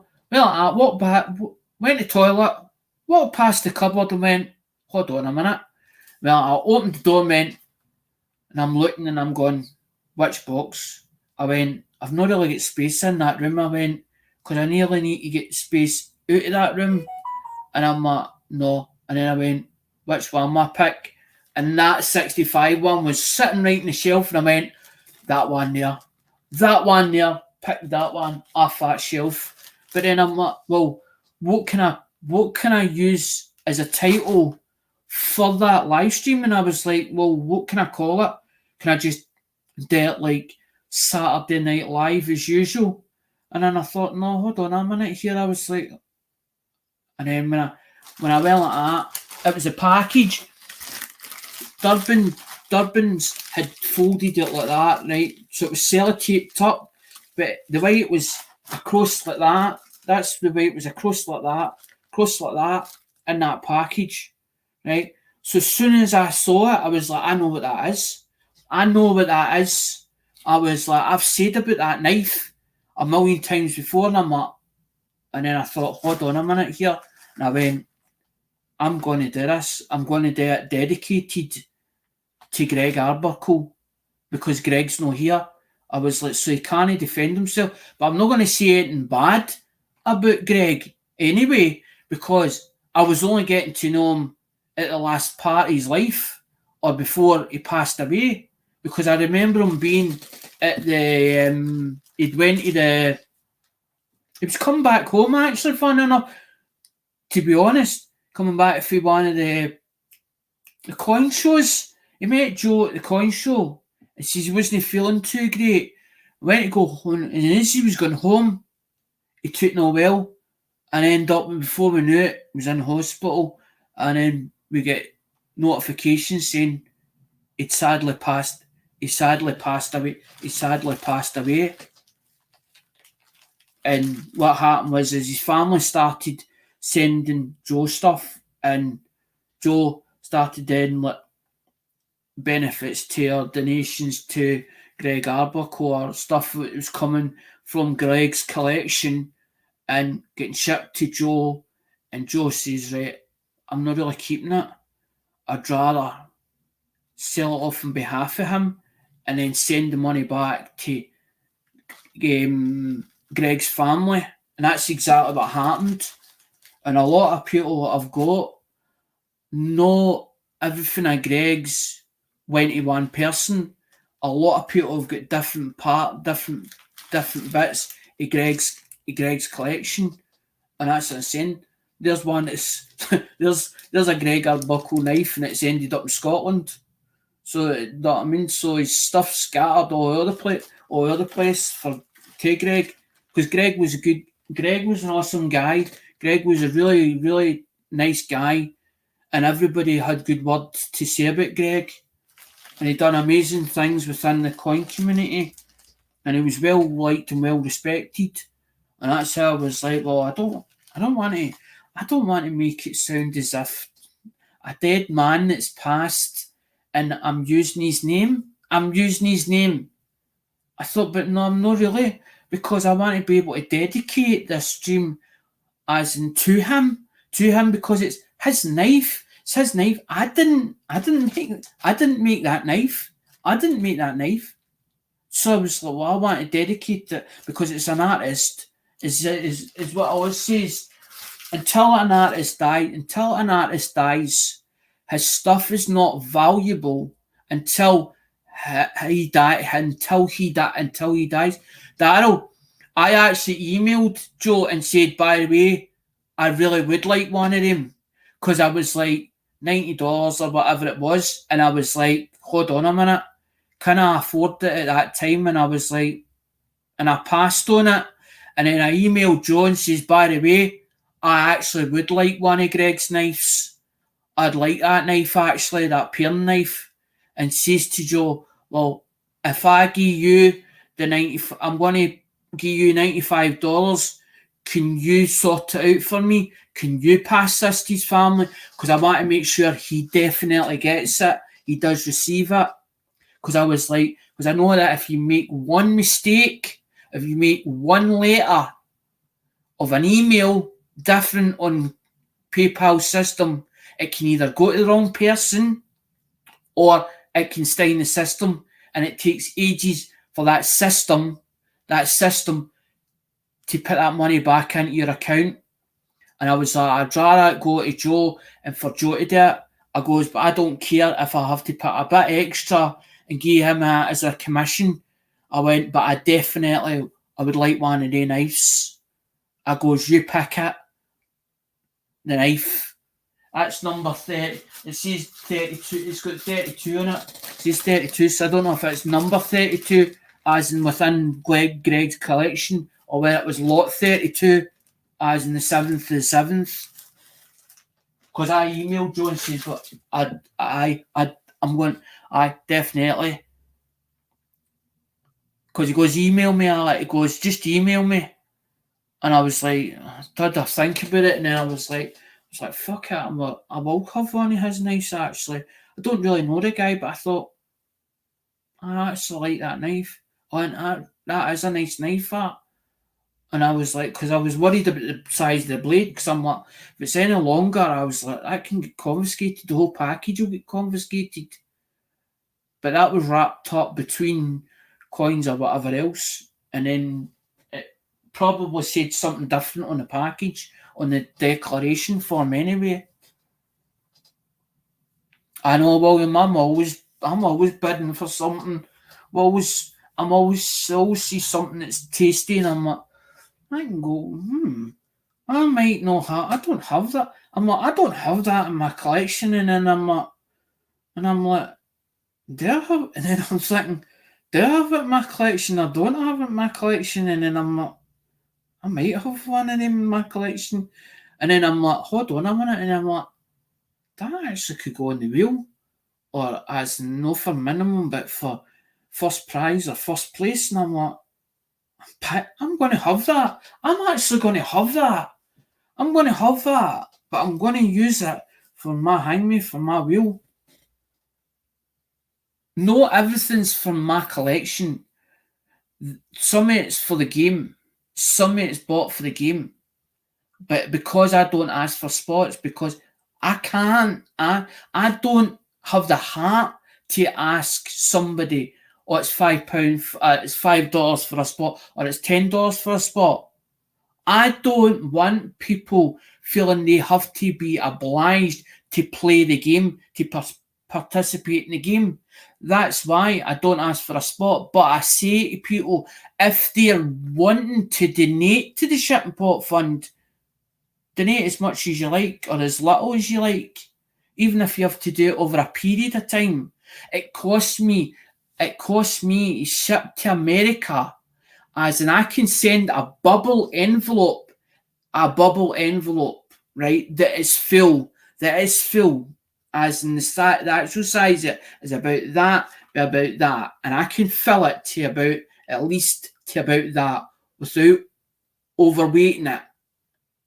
It cost me 25. The last one was 27. It was about Oh, 710 will tell you it was 28.90. It was 28.95 to send to him, but it had bits and pieces for his rigged bits and pieces. Because I was like, right, you do rigged. I was like, right, they're a handful of bits, and there's two rolls. I was like, it's up to you what you take out it. Because I was like, there's your wins as well. I sent him his wins. He's got his wins are now fresh wins. But this is the whole idea: is to keep this game going. So I'm buying stuff, but I'm not charging people for to be on that wheel. I don't feel like I overspent. Plus, a lot of the times they have of course, William. Of course, if you see a good deal, you're not gonna let it pass you. As in, if you feel it's a good deal. If it's a good deal, you're like, it's a case of, it's as if like you pass it. It's like going window shopping and you see something and you look at it and you go, I really would like that, but I can't afford it now. But then you think, I'll wait a month, I'll wait a week, or I'll wait 2 weeks, and then you think to yourself, the price might come down in that a bit. Might be a cut a pound off for that. Or buy it when it's in the sale. But you might not get it in the sale because it might have been gone, as in it might be a one time opportunity. But then if you see it, you go, well, it's not at my budget, and you're like, but can I afford it in it? So then you go and mull it over, and then you think, hold on a minute. But there's other times where you just snap it up. I'm having that. It's as if you know straight away, you're like, I'm going to grab that while it's there. I'm going to take the opportunity. I'm going to take the bull by the horns. And you're like, you just jump at it without even thinking about it. And that's what sometimes happens with me when I'm in an auction. I look at something and I go, it's not getting a bid. And then I'm like, because I know I used to do it as in right on the amount that somebody asked for it, but now I do it like a pound over, or even sometimes £2 over. I do that quite a lot now. I do it like £2 over, and I'm like, well, if somebody comes into that, and maybe if I see somebody in it and I know that there's no chance of me getting it, sometimes I'll jump at it. I'm out. Let it go. Just let them carry on. Let them carry on regardless. I'll maybe 2 months, 3 months time. I'll see another one about the same quality as that one.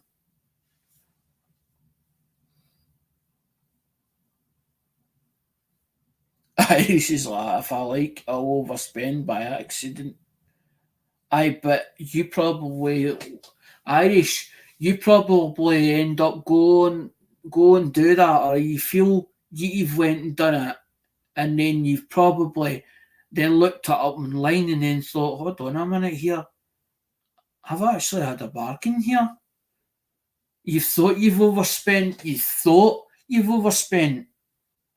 Because there's been a few times where I've been like that, like the jitters, as in when I've been like that with the invoice, or when I'm getting the invoice sheet, or before I've got the invoice sheet, and I'm like, fucking hell, I'm like, fucking, what's this going to turn out like? And I'm like, and then I start panicking. I won't be able to pay these. I won't be able to pay that person. And then I start over analysing it, and I make myself 10 times worse. And then I've had the invoice. I went, it's not too bad actually. I've never ever left it 2 3 days. I always pay it, so I remember I've paid it. I've paid you. I've done it, and it's away. I'm like, I might not have had. I might not have. I don't know how to put it. I don't leave myself short. I don't ever leave myself short anymore. What happened is when I first came back to Scotland, I was with my ex-partner. My dad put my name on a bank account card. The bank account card expired. He took it back off me. And even though it had my name on it, he was using the account. He made up a story that he'd been taken in by the bank manager because he had 2 other accounts with him and that they needed the card back. So I didn't have a bank account card when I was with my ex-partner down in England. So when I come back up, I went to get it sorted out. This is fucking 7 years later. 7 years later. And what happened is, well, I went to go and sort it out. Was sorting it out at the time. Went to write them a letter for the overpayment because I was overdrawn slightly, and because that I'd been overdrawn for so many years or whatever, the interest had went up and up what I owed. So as I went to write the letter to get it sorted out, they closed the account down.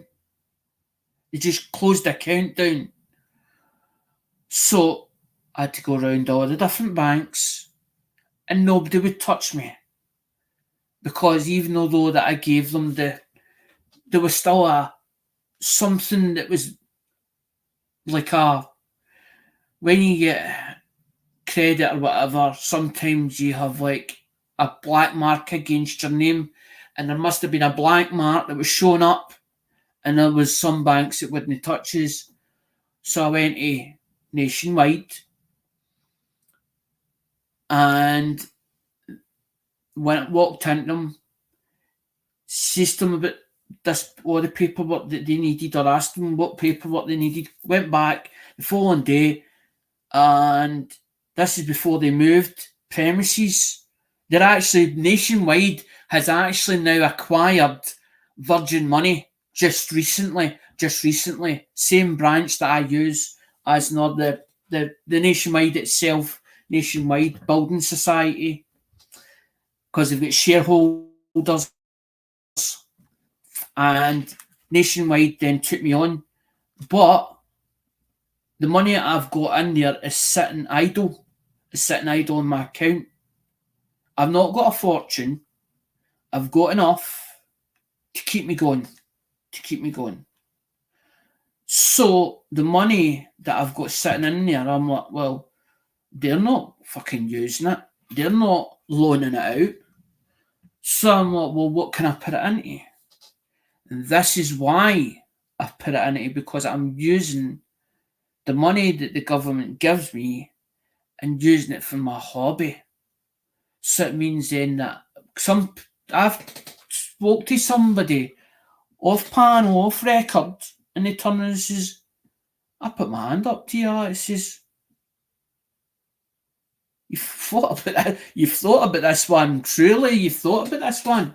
He says, nah, my hand's up to you. He says, brilliant idea. He says, brilliant way you've worked it. He says, and using the government's money, brilliant fucking way to do things. But the thing is, I'm entitled to that money that they're allowing me. But that's the money that they say I have to live on. I'm supposed to be living on, not for fancy goods or whatever. So I'm like, well, why can't I use it? Why should it sit there in the bank when I can use this money for it to work for me? So I own my own company, although that it's not registered as in by them fucking HMRC or whatever you call it, house or whatever, as in the house that you have to, I can put in paperwork and all the rest. But I didn't say it was a business. To me, it's only a hobby. It always will be just a hobby. It's just a hobby. I don't profit from it. If I make a £2 more, I'm happy as Larry. It's like you give a kid £3 more and the kid's up, oh yes, brilliant, I can go and spend a wee bit more. But he's more than grateful that he's got a couple of pound more. Well, that's how I am when I make a wee bit profit on something that I maybe bought for £3 or £4 and I sold it for. But I spend money on stuff. I'll buy like maybe say a phone, and I bought it, and that battery's not 100%, or it needs a donor part. I have stuff lying here that's been lying here for months, and I might use it for a build another one out it, or to take a glass out it, or to take a part out it that I need for that other phone to refurb it so it goes out the door. The thing is, you need to make sure you don't lose money, because exactly, William, it's hard to recover. Once you start losing money, it's a case that it's like a narrow, slippery road that you go down, and you go, fuck, and you see it disappearing, and you're like, it's like, and that's when you start, as in, fucking the panic or the anxiety comes on, and you're like panicking, just totally panicking. So I know what it's like. But as I'm saying, I do this as a hobby. It's the same as the phones, but I'm more up with the phones than what I am with the coins. I'm not a collector, because that was like Chinar. Chinar's laughing, ha ha ha. I bought umpteen stuff off of Chinar, because Chinar is a dealer. Right. Now, he's not from this country, he's from a different country, but I don't know. I think he's not an illegal immigrant. I think his family come over to this country to make a better life, and he doesn't understand English. But when he's got stuff, he's impatient. He's impatient to sell it. He's impatient to sell it. And usually he'll sell it in bulk. So I might take like 3 bits off of this, and 3 bits of this, and 3 bits of that. And I always get like a mixed stuff. But I stopped buying off him, because it was constantly every week, you buy, and then send me pictures over Messenger. And it was constantly, and then I was like, you're fucking hounding me. You're pressurising me. I don't need this. I don't need this hassle. I don't need this pressure on my shoulders. Bye, Daryl. That's what I'm saying, because Daryl's away. I'm like, there's only fucking 4 people here now, or 3 people here now. I was like, there's no point in doing this thing with this wheel. This is how I've held it back, because I'm like, there's only three people. I'm like, it's not really enough to really to do the game. That's why 710 I haven't spun the wheel, because there's not enough people in the chat. I don't feel it's worth doing it if there's very little in the chat.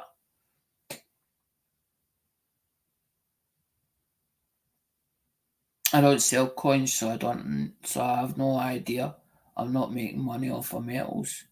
I'm not saying you have to make money off of metals, William, as long as you're not, if you bought something, as long as you're not losing money that you've already spent out, if you're getting your money back and a wee bit extra, you'll be happy. But at the end of the day, you're not in it to sell coins. You're in the coin community because you're a big collector or whatever you're doing. I don't know if you're a stacker or whether you're buying it for to pass it over to your next generation. But it's immaterial what somebody does with it. It's immaterial what somebody does with it.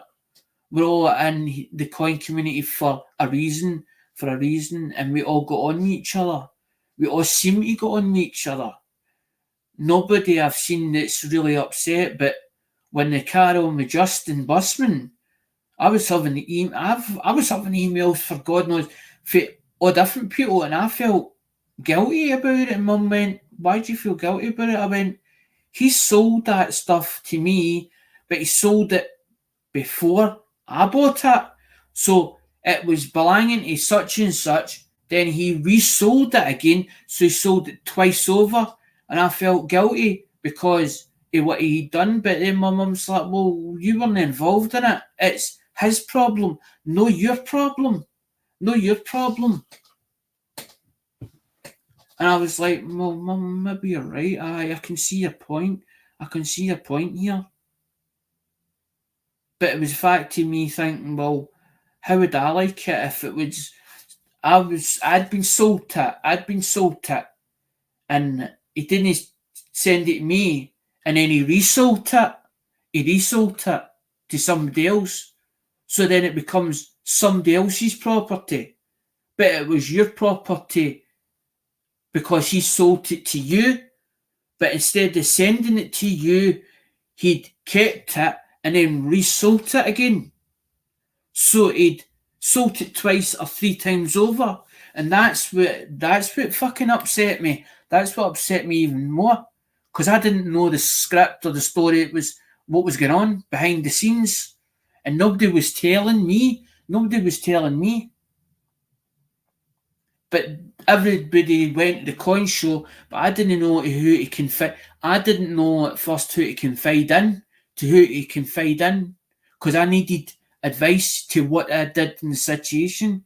I didn't want to go shout my mouth off straight away. I didn't want to go shout my mouth off straight away at the time when it happened. Exactly. Well, your mum was same. I don't like people seeing people taking advantage of. Nah, I don't like people being ripped off, and I don't like people being shafted either. If a friend came to me or somebody, but some people tell you things on the email and they'll say this is in strictest confidence, so you can't break that confidence between you and that person, that said person. It's like me having data protection and me saying, don't say nothing to anybody. So I've not to say nothing to anybody. But I don't want to upset you or that person, but I want to ask advice of somebody else. What would they do in that same scenario? But I'm not talking indirectly. I'm talking directly to that person, if you get me. Because I've had people that's done that to me. Don't tell this, don't say that. Well, don't tell me then if you don't want me to say something, because I might make it into one of my stories or my experience because I need advice because I'm not in that same situation, but I need that extra somebody just to be able to talk about it to how they would see it. What would they do in the same situation or the same scenario without as in saying, well, it's this person or it's that person? Because you don't want to give the name of the person that already told you, because you're breaking their trust. You're breaking their trust and the respect that they've got for you because you're telling their business. You're telling somebody else's their business of what they've told you in strictest confidence in an email. And I hate doing it. I hate doing it. But when you tell me not to say something, I've got to then think about that without my mind mulling constantly over it.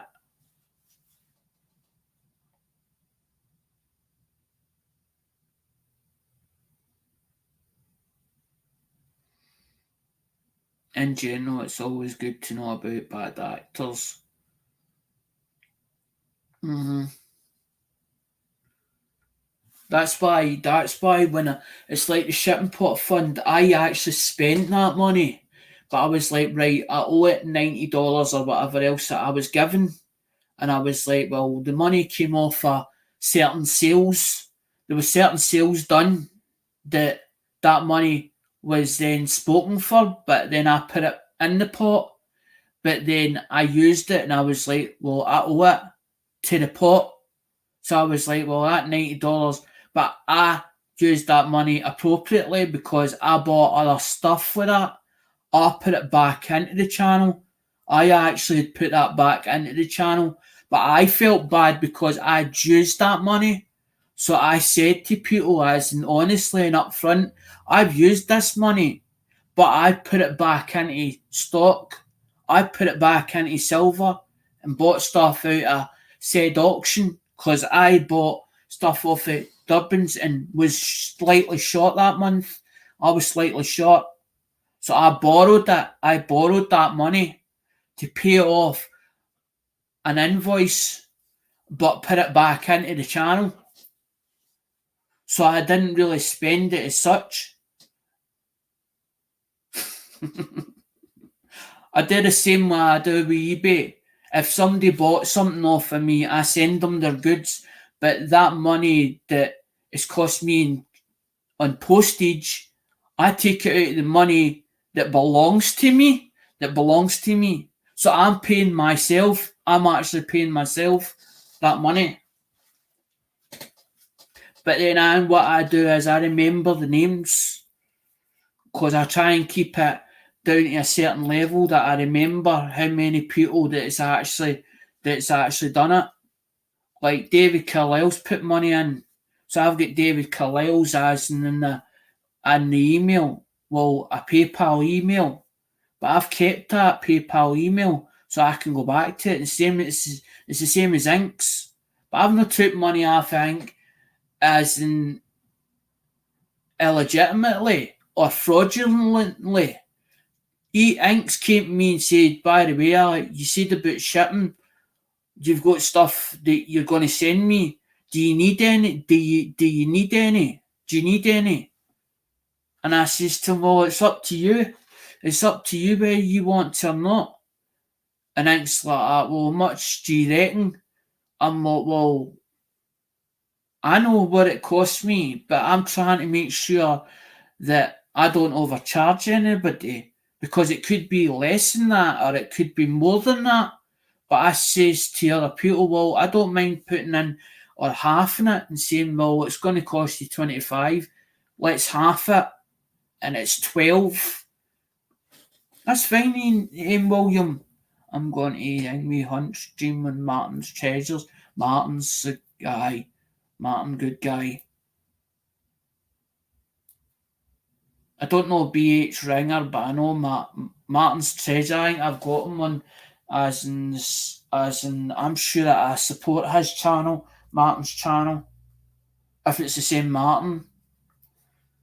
Because Martin, that's what I said, there's a lot of that stream on a Saturday as in the weekend. I had a rough patch right in my elbow. I keep scratching it, trying to get it off. I'm going to pack up anyway, William, because there's only a couple of yous on here anyway. I was going to do the wheel, but then I'm thinking, it's not that I don't want to do the wheel, it's just that I don't think it's viable with only only a handful of names. There was one week where it was really busy. I had a really busy week, as in where people were coming in to the stream, they were popping in and out, and it meant then there was enough names to basically keep to go at. Canadian coins. Oh, I love Canadian. I love fucking Canadian. I got umpteen Canadian stuff. I think I know who it is.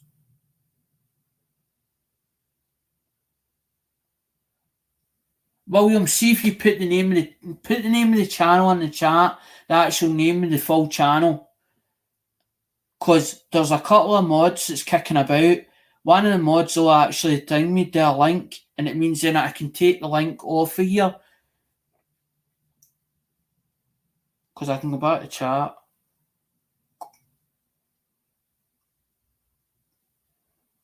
I've been collecting. That's how I said T. William, as in if you tell me. See, the thing is, Martin, William, if you tell me the ones that you haven't got, because I've got umpteen Canada ones, but I think I bought quite a few extras, and I'm like, I don't need all these. I'm like, I don't need all these ones. Because in 1965, I keep buying them because there's one with the canoe boat, there's one with the canoe boat on it, and there's also the one with the wolf or it's howling as if it's howling at the wolf, the howling at the moon. I keep buying that one, and I'm like, I don't fucking need that one. That's because I know it's 50. Because the Canadian one's the big one, the $1 one. Some of them are 50% and some of them are 80% silver.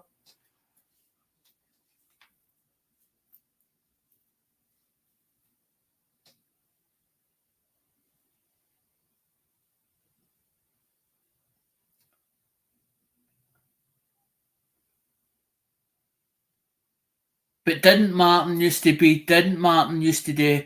Where wasn't was? I don't know. I think if some of them are sterling, I know it's definitely there. They say on it because it tells you all the information if it's still in the packaging, because usually there's like a little label and it tells you the percentage and everything as in the whole thing.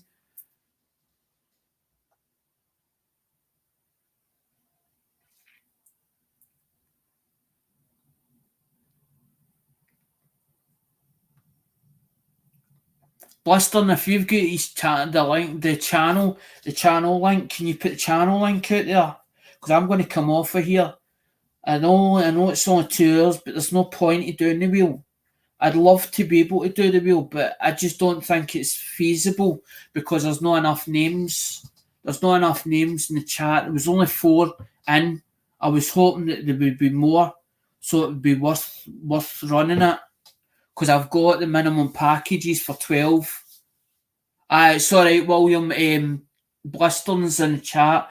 Blister's got a mod wrench, so Blister can actually put it out there because there's actually 15. I've got 15. I've got 15 mods, and somebody Blister asked for a moderator wrench, and I usually don't just give somebody a moderator wrench just like that, but somebody vouched for Blister, so I knew it was fine. He gave Blister, and I took somebody off the list that hadn't been coming to the channel for a long time anyway, because I redone all the mods as in the ones that weren't coming to the channel. So I was like, well, he doesn't come here anymore, or thing, he doesn't need a moderator wrench. That one can go, and that one can get a new one. And he can get a mod wrench. Because the mods is only here for to keep the trolls as and all the negative stuff, the negative shit out.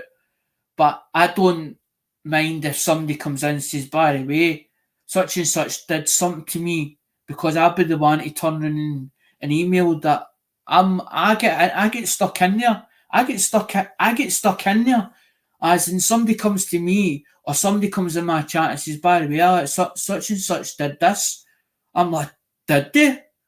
I'm like, email me. I want to know every bit of detail so that I can then go to them and say, by the way, such and such came to me. You owe them. Do you owe them stuff? Do you owe them something? And they're like, it's as if they're taken back. What? I'm like, I've just had an email and you owe such and such. I think you better sort it out. I think you better go and sort it out. I've had people that like there was one time Andrew came to me, sent me an email, and who was it? Oh fuck, what was his name? A certain channel, and Andrew had been buying stuff off him, and it was rolls of pennies or something like that, or pennies, and he owed him pennies.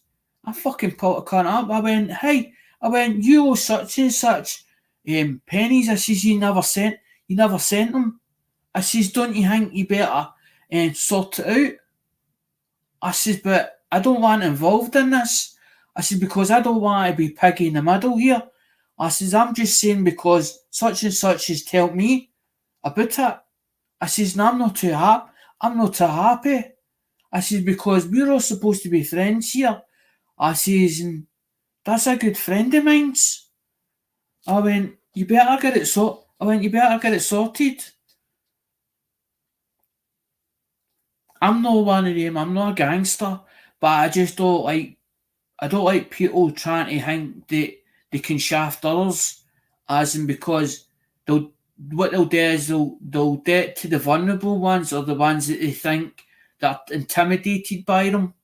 So they'll tend to take advantage of them, of their generosity or their good nature, and they'll think they'll not say nothing about it, but then they tell somebody else, or they say to somebody else, by the way, I was buying stuff off of such and such and I never got that stuff.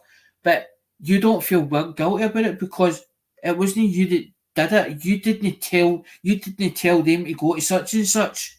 So it means then that you're not involved in it. So then when they come to you and say, but then you want all the details of what happened in the situation, how did it happen?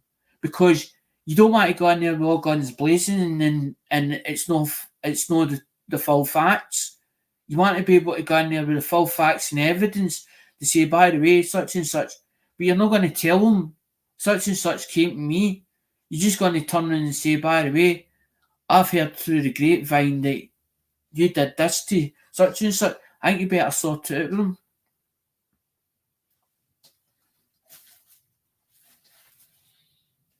Wheatback, it was wheatback. That's who it was, wheatback attack. It was a long time ago, but wheatback attack. Try to think who it was, and it came to me who it was, who it was. It was a long time ago. Wheatback attack when they needed money. That's who it was. Try to think. See, I get pennies. Sing pennies. This is what ones do you need? Because Andrew used to laugh at me about the rolls of pennies. He's getting more rolls than Greg's. And laugh about it. Ha ha ha. Because Greg's is a Greg's over here is a baker's. So the way Andrew thought about it was as roll, as in a roll that's bread. Or it's not a bread, it's not bread because bread's flat. A roll is like a bun. We call it a roll. So Andrew thought it was funny, and he's like, ha ha ha, let's got more rolls than Greg's. And then when I thought about it, I went, ha ha, that's funny, that is funny. And he went, you get more rolls than Greg's. Because the way you used the penny rolls. But I only buying the penny rolls because I knew some of them are key dates, there's errors, and they're also, as in if you're collecting them, you don't want to miss a year date out because when you look at a collection or your album and there's two missing, it just doesn't look right. It doesn't look right when you look at it and you go like, it's two missing at that.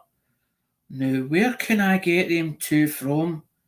As in without paying over the odds or a fortune for them, because there's certain key dates or errors in the one sense that are worth quite a good bit of money. But I don't see it that way. I'm like, well, if I've got it and I can help somebody finish the collection, I'd love for them to open that book and go, by the way, thanks for that, Alec. Look, finished that book, so I'm wanting my next book. So I'm like that to somebody, what's the next book? They're like, well, I'm doing, say for instance, I'm doing nickels. But some people won't do like 1 cent, they'll do like maybe say their favourite coin, which maybe say quarter, like a quarter dollar. So they'll do like a quarter dollar first, and then they might do a nickel one, and then they'll do like a 1 cent. But then they're like, well, I don't want to keep buying them. I would love to be able to acquire them if somebody sending or trading with them, where I don't have to pay a fortune for them. But by the time I fill that book, it's going to cost me that amount.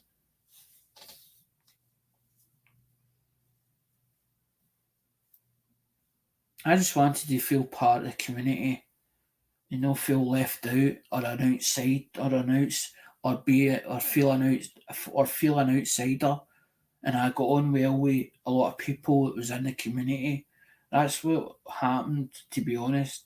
Because when I first went into the community, it was a case of I'm going to buy off a Lemonhead and then resell it. And then there was a time where I was like, well, I really like this. I really like these coins.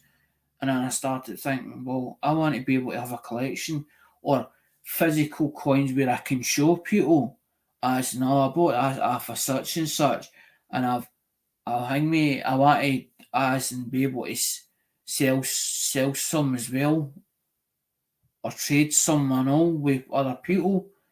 And I thought, well, if I've got physical stock to show, at least I can show them and how good a quality they are. And that was the whole idea with physical. Because my old man used to say, physical stock, at least you can show it. It's no good to turn and say, oh, well, I've had it. Well, you can't really show it because you've not got evidence of it because you don't own it any longer. You've already sold it. So you just say, I've owned it. But does anybody actually believe you when you say, oh, I've owned this? I've had that through my hands. Does anybody actually believe you? Because it's all just talk. Talks, as they say, talk's cheap. But when you can physically show something and go, by the way, that's it there.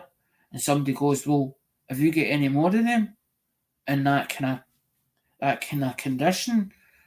Aye, fun enough I have. Well, much are they?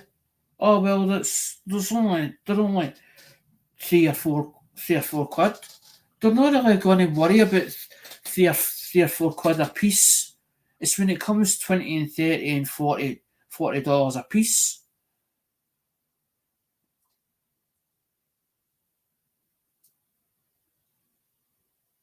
I think, do you know what I have against the books? Is the coins start to, it's not to go fussy, they start to, it's as if the material, it's as if it soaks into the coin when you've got it round it. You know how when you put it into the album, it's like you've got it like a circle slot. Well, when you put it into that circle slot, I feel that the ink or the material that it's made by or the material round it is soaking into the coin. It's soaking into the coin. It's as if it starts to get darker or it starts to tone. And I don't like the toning. I don't mind the toning when it first starts, when it changes all the different colours. But it's when it goes darker. I just don't like that darkness. The dark, you know how when you're like a penny, when you first see a penny, right?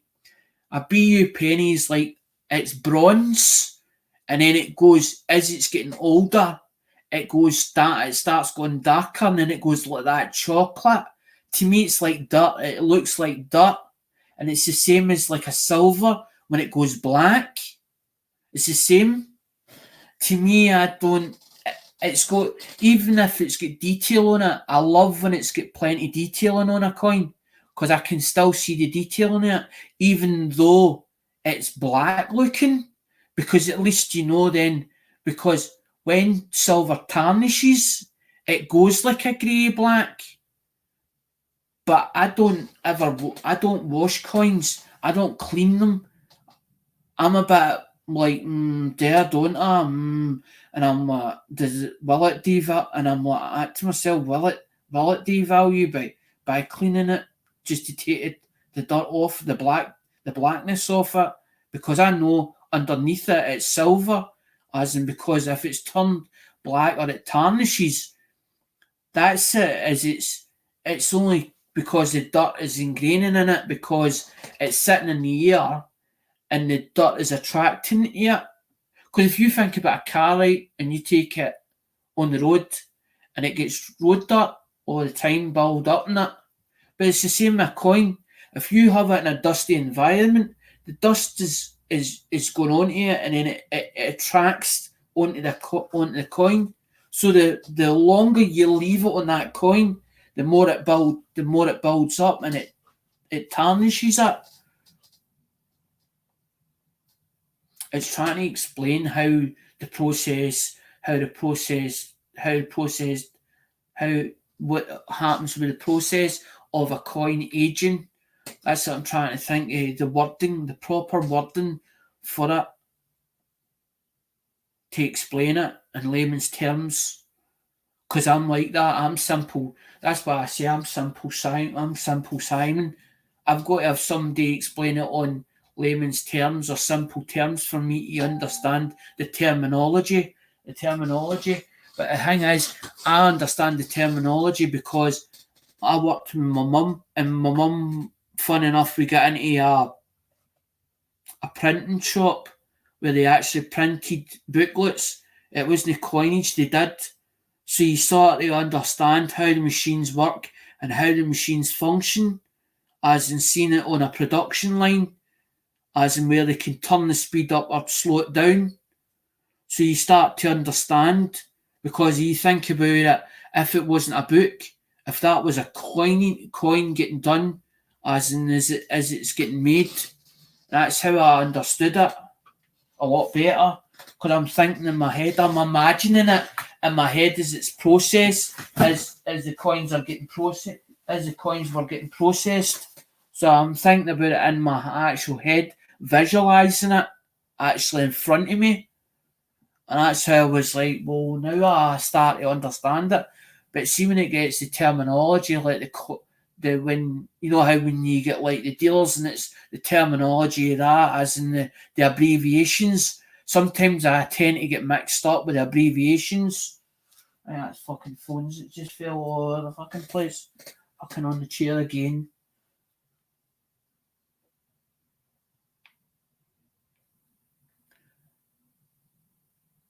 And after trying to fill these three nickel Whitman folders, I've realised I don't like doing the books. You probably like doing the coins better than you actually do the albums. But the dance co albums, you get the Whitman albums, which the Whitmans are not as dear as what the dance co's is. But the dance co's, they're really beautiful albums, or they look more like a folder or a binder. They look more like a binder.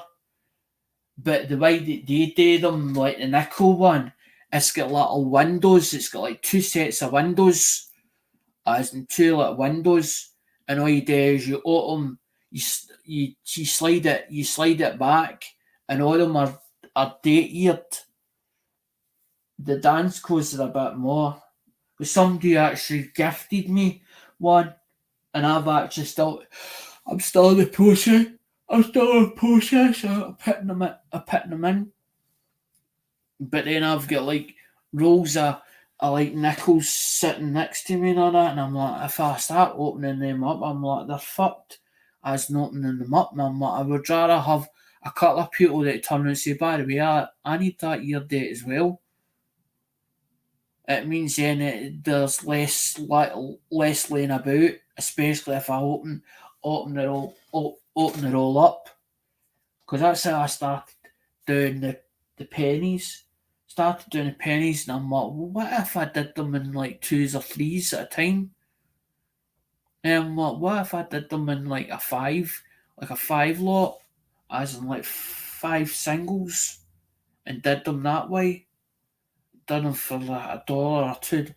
But then you're like, how many people's going to buy these? And then you're like, well, is it worth opening the rolls in the first place? As in, maybe I'll only sell three of them at the most. I was gifted these folders. The only reason I've been working on them is because they were a gift. I'm the same man. I don't like wasting. I don't like wasting anything. But my granny was one. My granny wasn't my mum's side of the family. It was my dad's side of the family, and my granny wasn't one for wasting. Even though she was never skint, but she just didn't like wastage. She just never liked wastage. As in, say for instance, like Sunday dinner, and say for instance she done a steak pie or whatever, right? The the way she do a steak pie would like be in a pastry. So when she cut it up and gave it in the plate, whatever wasn't eaten or what was ever in left in the pot, she put it into something else the next day. So instead of wasting it or throwing it in the bin, because she would know that alright, it's alright the day before, but know if it's lying there 3 days. If it was lying there more than 2 days, she would throw it because she's like, well, I'm not wanting to poison anybody with it. But she was the world's worst for not wasting nothing, not a thing. Because they weren't brought up they weren't brought up that way, even although they weren't skint.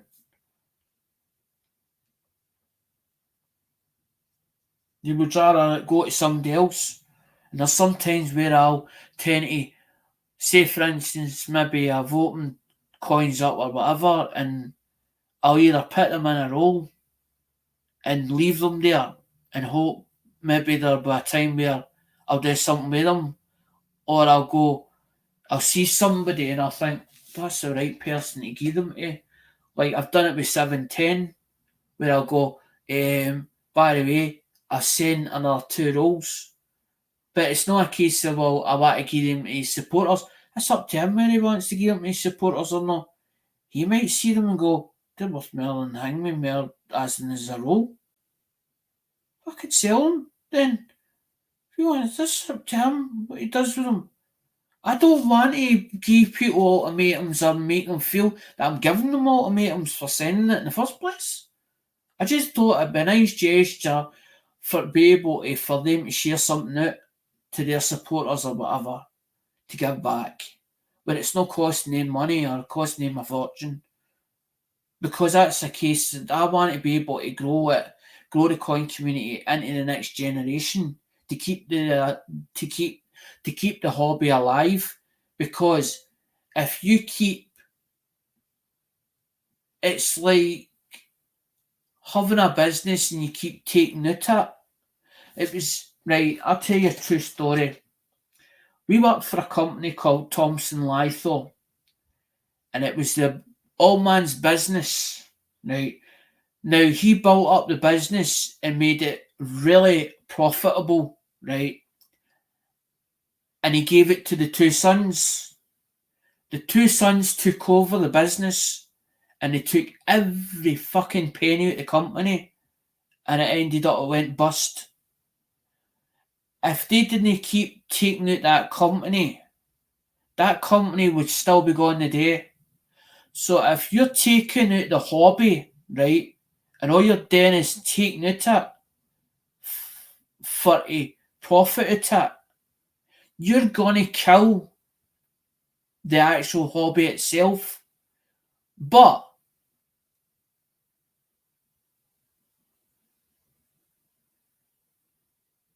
exactly, I think we're all trying to help each other. It's like it's like the old carry on, you scratch my back and I'll scratch yours. And people go, dude, fucking what the fuck? As in this concept, you scratch my back and I'll scratch yours. And they're like, what the fuck does that mean? Does that mean you'll literally scratch my back for me? No, it means that I give you and then you give somebody else. So I scratch your back and you scratch mine's. So it's give and take, it's give and take. And the hobby still keeps on going. But when you're just taking out the hobby, it ends up, it fucking dies, doesn't it? It dies. I understand you never expected anything in return, but she might feel at some point to give you something in return at some point, and say, here you go, when you really need it. Of course, you didn't expect nothing, because we don't. Nobody does. Nobody expects anything in return. But that's the old saying: you scratch my back and I'll scratch yours. It's the older generation believed it was a merry-go-round. It was like an ever-going circle, and you done a favour for somebody, but then you might not ask for that favour right the following day. You might ask for it 2 months down the line, that favour in return. But you didn't expect to ever ask for a favour in the first place. But you might have needed it in that time of need. And this is what we do. We build up our contacts. We build up acquaintances and contacts through the line. Not to use them to take advantage of anybody. It's to work together as a team.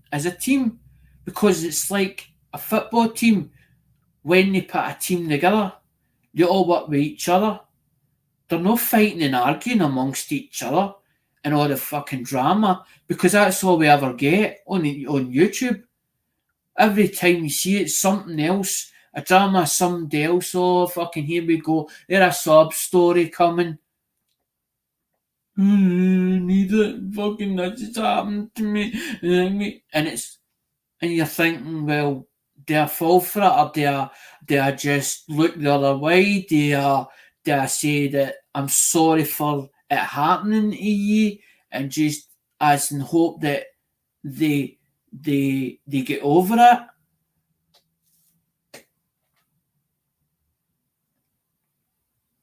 Sometimes you don't know where to look. Sometimes you go, is it just made up bullshit or not? And you're looking at that person and thinking, do I actually believe this? Do I actually believe what they're saying? As in what the way that they're coming away with it? I don't expect anything in return. I don't even expect anybody making a mail call for me. But if they make a mail call for me, it makes me go out there further for my channel to maybe explode. It maybe go viral. It maybe go into YouTube's domain where it sits up there at a level, and then notifications show up saying, please join Alexander Smith in his journey on YouTube. Because that was the whole idea behind it, was to find out about how social media worked. Because I knew fuck all about social media. I never even bothered with it at one time. I used to just do eBay and that was it, end of story. Never bothered about looking anywhere. Went on to places like other dealers and other companies and all the rest to look for items. But I never bothered about social media at all. And then it was one day in particular and I thought, hold on a minute.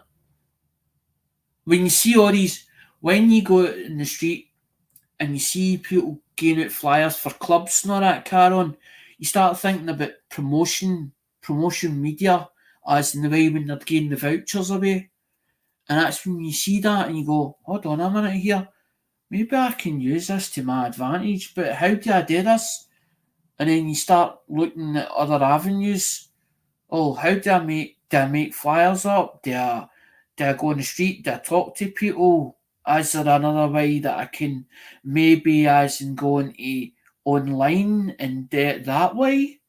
And that's when you start, hold on a minute here, looking into things that you've never looked into before or never even thought of before. And then you go, hold on, this is a different.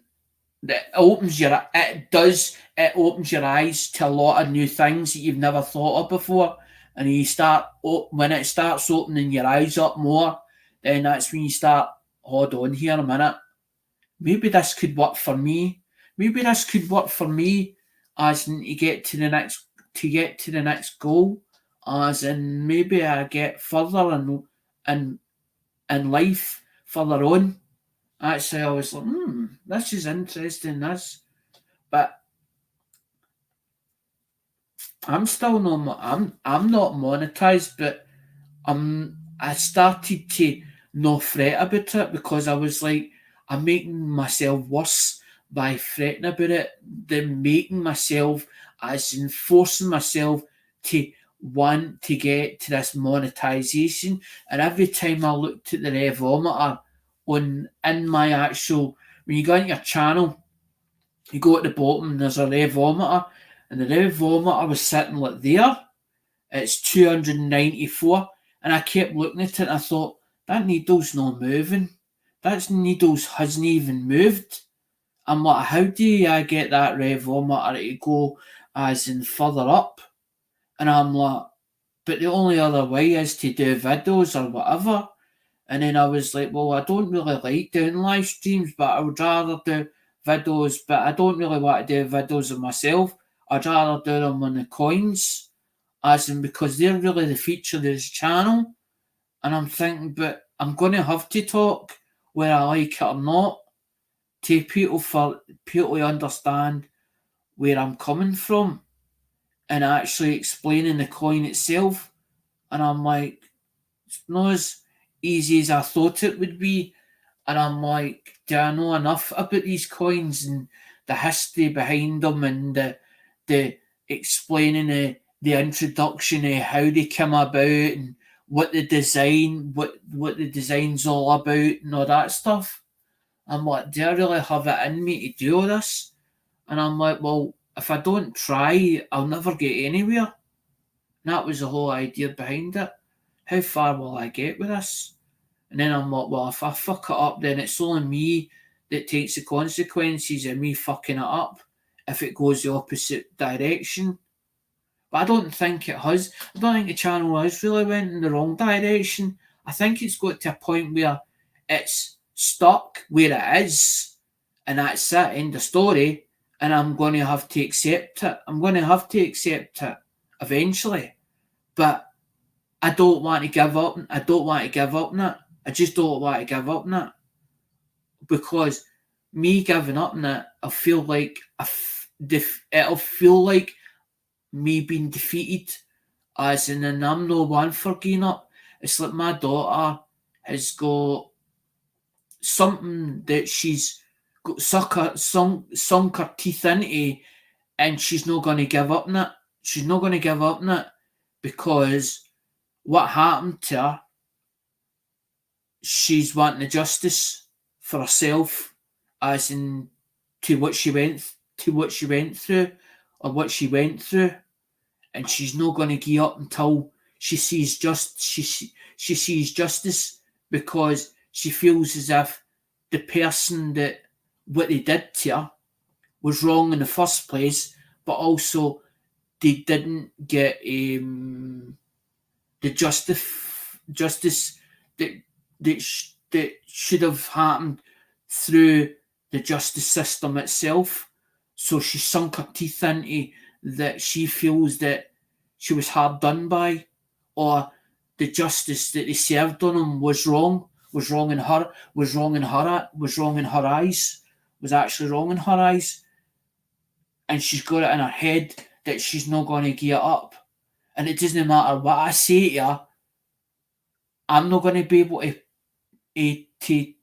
pacify her. So I'm better just to leave her to do it herself. But she's adamant that she's not going to let anybody do her dirty work. She's going to do it herself. But she's not going to get into trouble, because she was like, the other week there when she came through, she went, police can't catch me. And she and me mum thought about it. We were like, that's my sister. That was like my sister years ago when she used to run away from home and all that carry on. Or the police can't catch. Fucking sitting there, standing there as brass as bold. Or the police can't catch me. Police will never do nothing to me. If my mum doesn't open that door, I'll just get them. I'll just get them to open that. I'll just get the police to open that door. Say that she tinged me, she locked the door on me, and I'll get back in. And like that, sitting there like that with a big Chelsea grin on her face. I thought, you bugger you. You are like your you are very much like your very much like your granddad in a way. And then I was like that, and she said something about the cupboard. And I went like that. She said, come here a minute.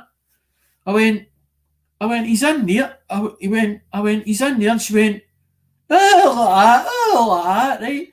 So I went like that. I said, no, he's in there. And I went like that.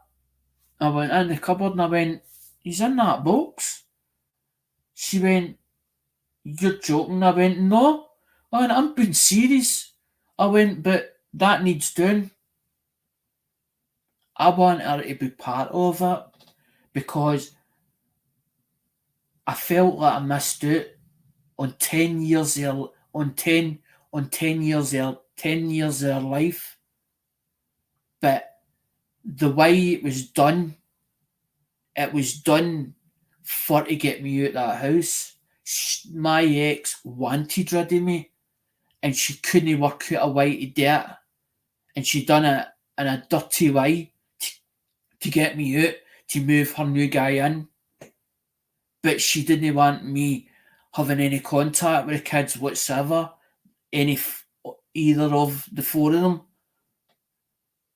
And I fought for 6 years, 6 years with the justice system, 6 years of it with the justice system, just to get physical contact, to be still part of their life.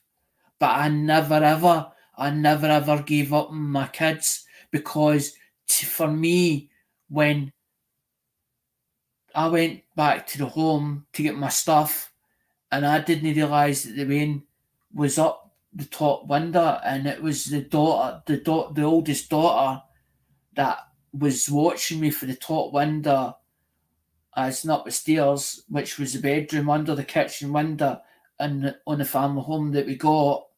And I felt as if I'd turned my back on them. That's how I felt in my own eyes, that I perceived that I turned my own back on my own kids. And how could I have done that? And that was what was eating away at me. And that was what made me determined to basically get physical contact to them. But I didn't win the case. I never won the case. But I get told to leave it how it was and leave it in their terms. And when they were ready, they would come and see me. And that's exactly what happened. The oldest child wanted me back in her life. But I'm leaving it in her terms. I'm not actually chasing her.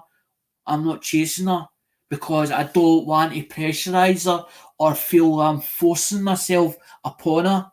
I'd rather it on her terms, the way that they said to do it. And that's exactly what I'm doing. But she doesn't stop watching like the videos and all that because she's like, "What you like, Dad, with that YouTube channel?" Then there's things she laughs about. Oh, you're getting away. What you like? What you getting away? What you getting away? I was like, coins. Huh? What? What? Like that? You as if you're nuts. That's the way she sees it. But then she doesn't really understand that you can actually make a business online by doing it in the right ways and doing it legitimately. That there's money out there to be made. There's money in everything. It might not be fortunes, but you make enough to make a living at it if you do it right. If you do it right. But it's there's a lot of work. There's a lot of work involved in it. You look at it and you go, it's one of the cases you look at something, oh, that's easy. That's easy. That's a piece of piss. Then when you get into it about 6 months later, you think, this is not as easy as it looks. There's a lot of work that goes into it. There's a lot of work involved in it. It's not just a case of just putting something on and that's it, end of story. But if you work hard at it, you deserve everything. I think at the end of the day, it's like our boss, right? Our ex-boss, right?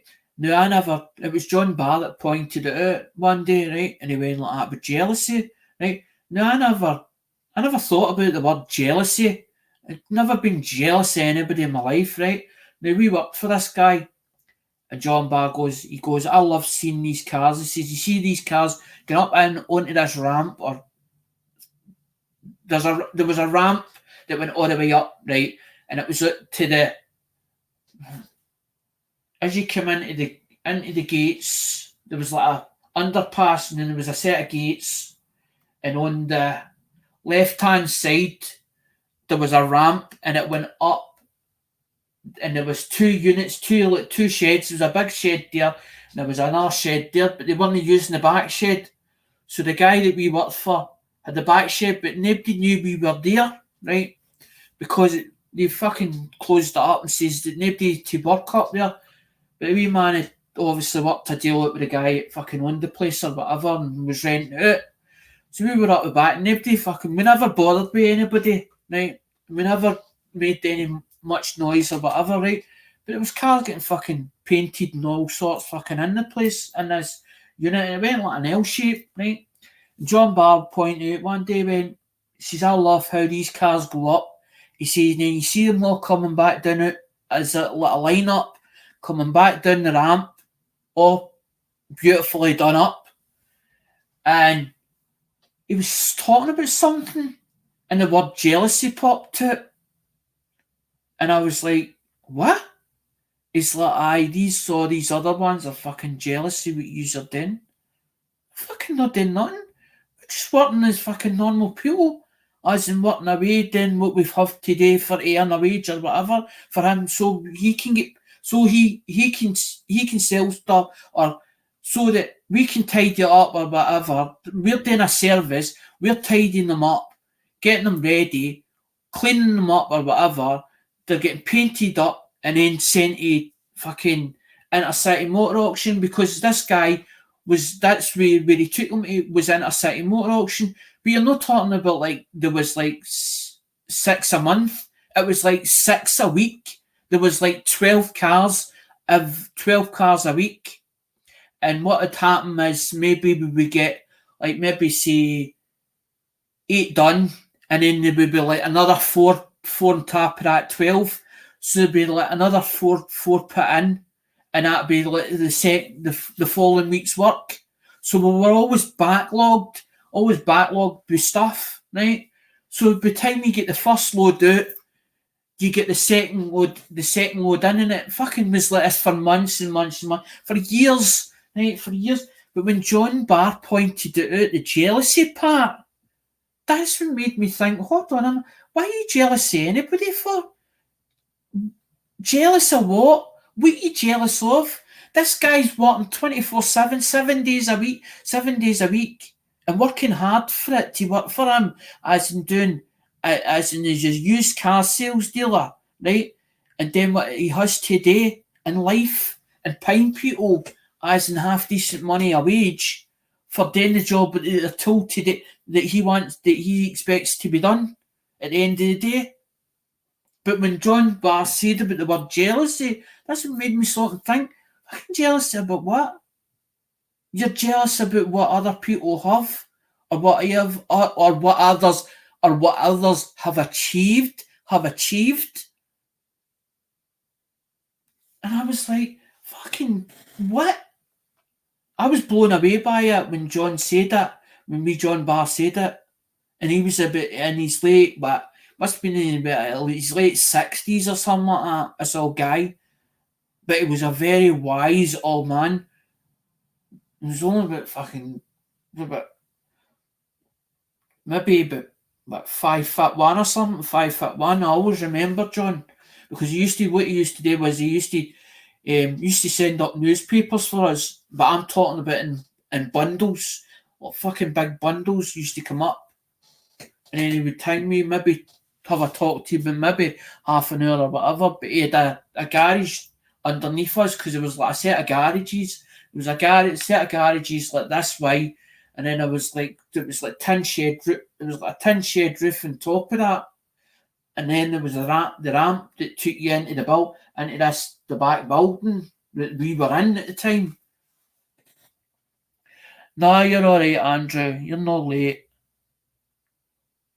The thing that you've missed is the reason the title is the reason the title is, as in it's Greg Arbuckle's. It's a Greg Arbuckle's knife, but Greg's dead. Greg's no with us any longer. He was part in the coin community. That's a Greg Arbuckle's knife. It's a paring knife. I went into the box. Into the boxes, or I was going to the toilet, and I'm walking past the hall, and I don't know what made me. Something made me think, well, what's the title this week going to be, as in the Saturday, for Saturday? And I thought, well, I've done most of the coins that it's in the room, and then opened one of the other boxes. I can't read the other box and say it's new stuff. And I walked by it, and I was like, hold on a minute. And I was like, well, what box will I do? And then I was like, the $65 shipment, I was like, pulled that out. And then when I opened, because I always open it up just to open it up so I don't need to fuck about with it, as when we did when I start a live stream, I happened to open it up. And the way that was put in the package, it was like that, like that. But the way it was done was, it was sat like that, and it was wrapped like that. So obviously there was tape wrapped around it like that. But I managed to get the tape off it without damaging the outside the packaging. And then I thought, hold on, I know what that. I've got a funny feeling I know what that is. And I was like, and I nearly fucking started grating when I took it out, because it's overwhelming to actually have that knife, as in actually say that I've got a Greg Arbuckle piece. And I opened that up, and I thought, I'm going to have to. I was like, I'm going to have to do a comment or try and find his channel. I've actually was going to show his channel, because Greg Arbuckle's channel is still on YouTube, but it just doesn't do videos because obviously he's no longer with us.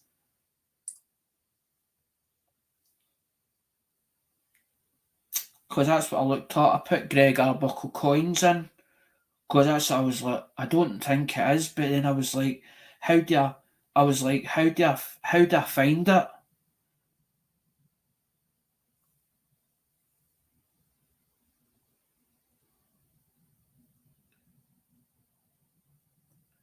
I was like that to myself, how do I find it? And then I was like, there was a cut of videos, and then I seen Gregory Arbuckle, and I'm like, I'm sure that was Greg.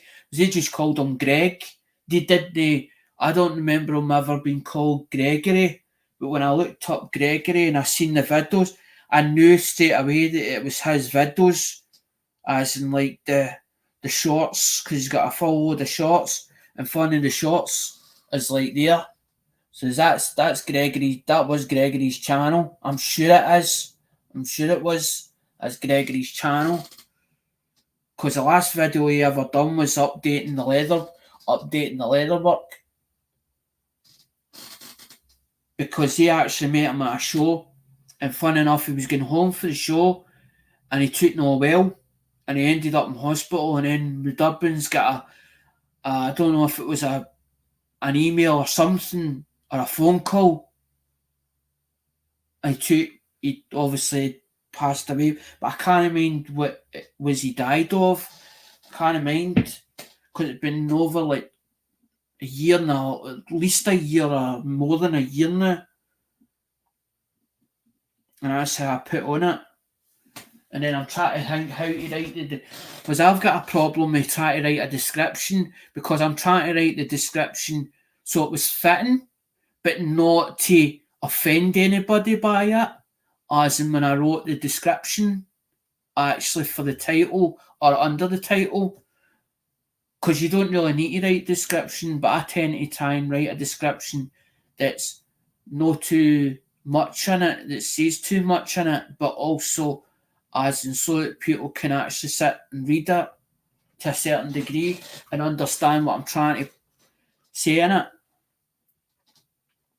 But we were going to do the wheel, but there was only 4 or 5 people in here, so I was like, well, what's the point? Because there's like David's put money in the pot, Paulie's put money back in the pot again, Ink put $10 or $12 into it, so Ink's in, and that's been it. But it's not a case of who puts money into it, as in an Irish collector hasn't been here for a while, as in he's seen me happen to pop in, And I was like, well, Irish would have got a number anyway. But then I was like, well, there's no point in playing only 4 or 5 years. I think it's totally up to you, buddy.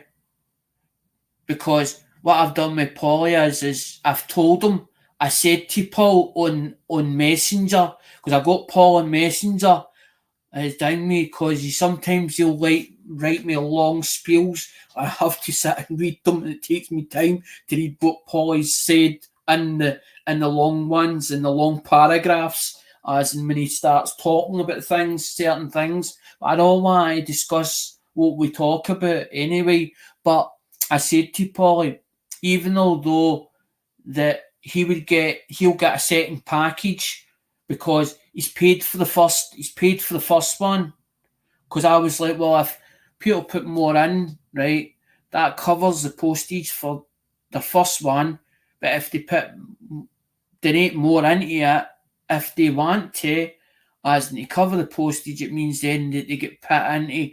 It means then that they're allocated for the next one. So it saves them having to come out it and then re-go back in it again. It means if they've put more money into it or whatever, I'll just turn around and say, well, that covers you for your next package or the following package, if you get me.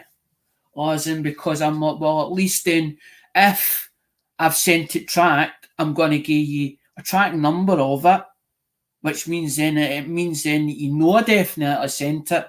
But when I actually seal it up, I use the hand sealer next, as in the hand sealer in the hall. The one that did you not see the video when I said about the Amazon carry-on? Well, I managed to get another sealer, but it was the sealer that another company was selling.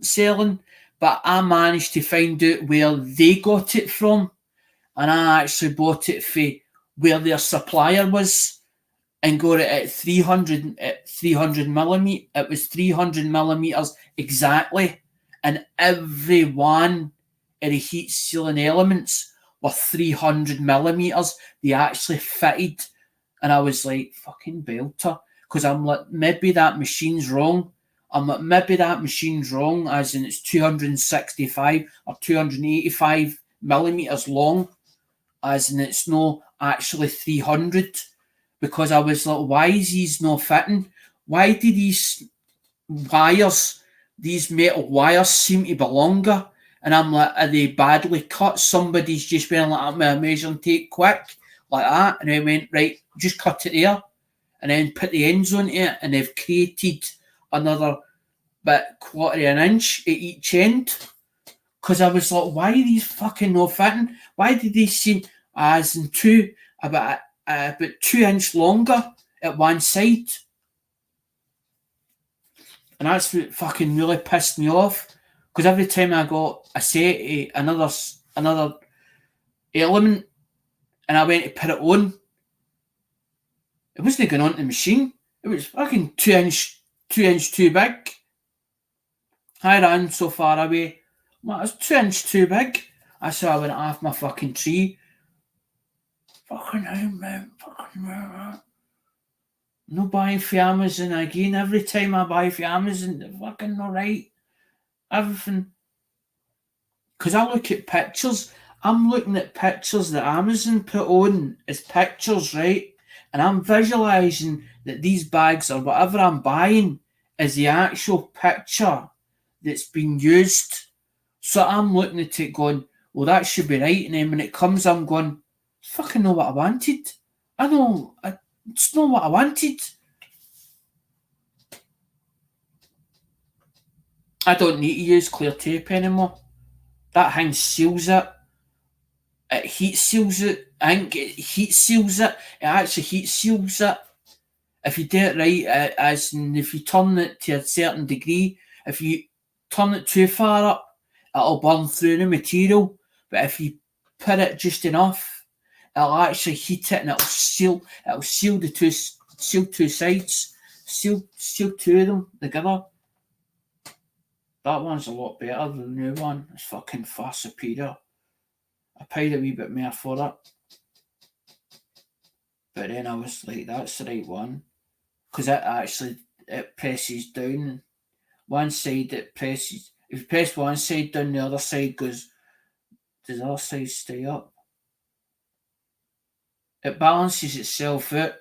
It's got two big pegs.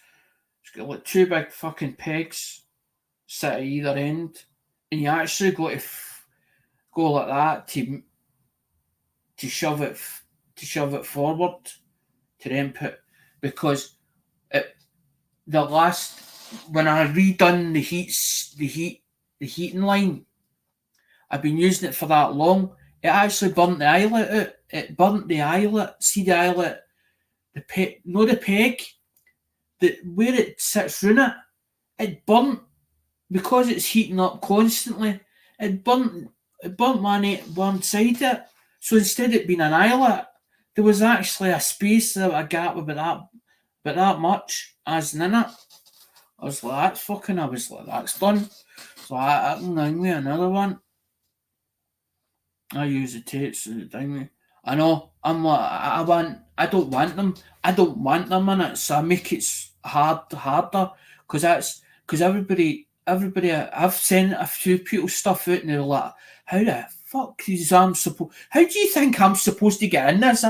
They've sent me email. How do you think I'm supposed to get in this? I like, you made it thing with you guys, and I can't even get in yet. I'm pissed myself laughing. I'm like, ha ha ha. I was like, well, you need to cut it or something. You think take a knife to it. RSFA. I still need to look your coins up on that numismatic app. I still have your coin. What your name on it?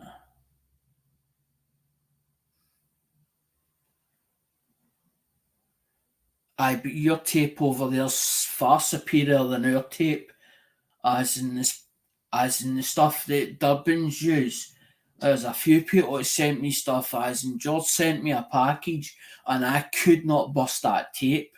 And I'm like trying to get it in my teeth and everything. I had to take a knife to it to cut it open, because I could not get it, and it was making me even worse. It was frustrating me because I usually pick it. I usually pick it.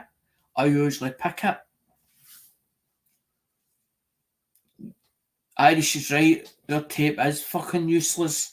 As in, it's thin. It's thin, cheap muck. Thin, cheap muck. Irish. I think they use 3M tape over there, but it's quite thick. It's more like a plastic, as in their tape, and it's quite thick. The actual tape itself. It's more like, it puts you in mind that their stuff is more like duct. It's more like duct tape. Their stuff over there, but they usually say made in USA. No fucking wonder. Everything that's made in USA is built far superior over there. China try and copy everything. Aye, exactly. Chinese finest. Aye, fucking right. Fucking pile of shite. But even this, I'm gonna tell you a true story, right? Nokia were actually building stuff in Finland, right? In Finland. Now the HMD still put their name on it, right? Or Nokia still put their name on it, right? And it still says made in Finland. But do you know who actually makes it? Between Taiwan and fucking Chinese and China and actual China. But they've got the cheek to put the Finland name on it. The actual Finland, made in Finland. It's not made in Finland anymore. The factory, their main factory's in Finland, but they don't build anything in Finland. Don't build it in Finland.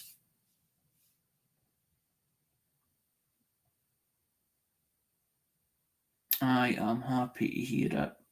Please remind me, what is your collection is focused on which type of coins. I took a break. I took a break a bit to focus on work and house things. Now can return to collect.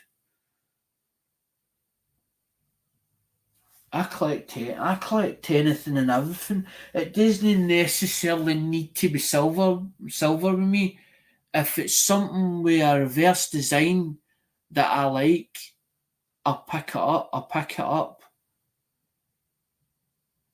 It's like that's that's no it doesn't say nothing about copper, but that looks more like a brass. That's a medal.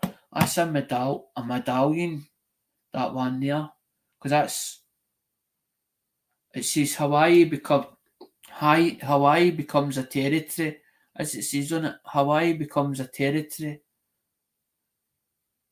and then it's got all the information in the back as in what it's supposed to be, and then I've got the one that's a copper. That's a copper round, and the only reason I like it is because it's got the eagle on one side, as in which you can see, and then you've got the American flag on the opposite, because that I had to have. I was like, well, I want the British and America on that cap, but then they didn't do a British one. They only done the American one, and I was like, well, I want the American because I'm part of it, even though that I'm not American. I want that on the front, but I don't want it a full camouflage. That's Cajun Coin Hunters, aka Bodro, Wheel of Silver. That one. But I liked it because it had the American cap on it. And what happened was, is the person that was supposed to send me them, they went took no well or whatever, and didn't send me them or whatever, or didn't send them straight away. I got on to Ida Hearn then sent me a set of replacements, as in another two, and what happened was is Mr. Andrew Cooper that's in the chat, he got one, and then I sent to a Comwald and says to him, well, what, you can do whatever you like with the other one, and he gave the other one to somebody else. I think he gave it to Can or something, or I don't mind. He gave it. I think he might have gave it to Wheatback. I think. So we all ended up with a cap. Because I was like, well, I don't need all four. I don't need all four of them. And I like the idea. I actually like the idea of something that's American or whatever coming over here and then being split up as in the other people. So we all get something. So it's all scattered. So it means in it, it's all scattered. And that's when it's worth money. If there's less of that collection and you scatter it all over the world, that actually makes it more valuable. When there's less of a mintage,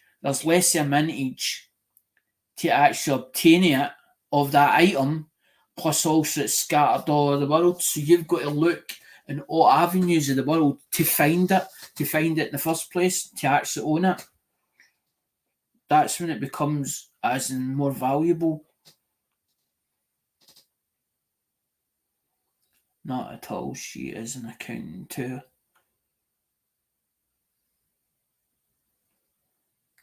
Planning a wedding. Nice one, Irish. I'm back after a 3 month. Oh, that's where he's been, right? I didn't know. I should have emailed him and said, by the way, because fun enough, you get called out, but it was what it was is there was a video I did, and it was what was it titled? Coin Community V's newbies, because there was a few people that come into the chat or one of the live streams, And they were like, well, how come you've got 1,000 followers and there's hardly anybody in the chat? And I'm like, it's been like this for a while. It's been like this for a long time. I said, but there is actual people. So I thought, fuck it. And I've got everybody's bag in the hall, and I gets the tablet and focuses in, and I like that, and I'm pointing to all the different names as in the bags, all the names on the bags, and I'm going nuts because I'm showing them, look, these are not, it's not a farce, it's no as in just made up names that actually this is how the channel grew, but they don't realise that it didn't just grow over like a 6 month period. This channel's like Melissa's like, I've known you for 5 years, and I'm like, is it that long? Because I don't when years go by, I don't count them up. I don't count years up. So I'm like, and then when she mentioned it 5 years, I thought, is it as long as that? So fucking hell, it's a long time.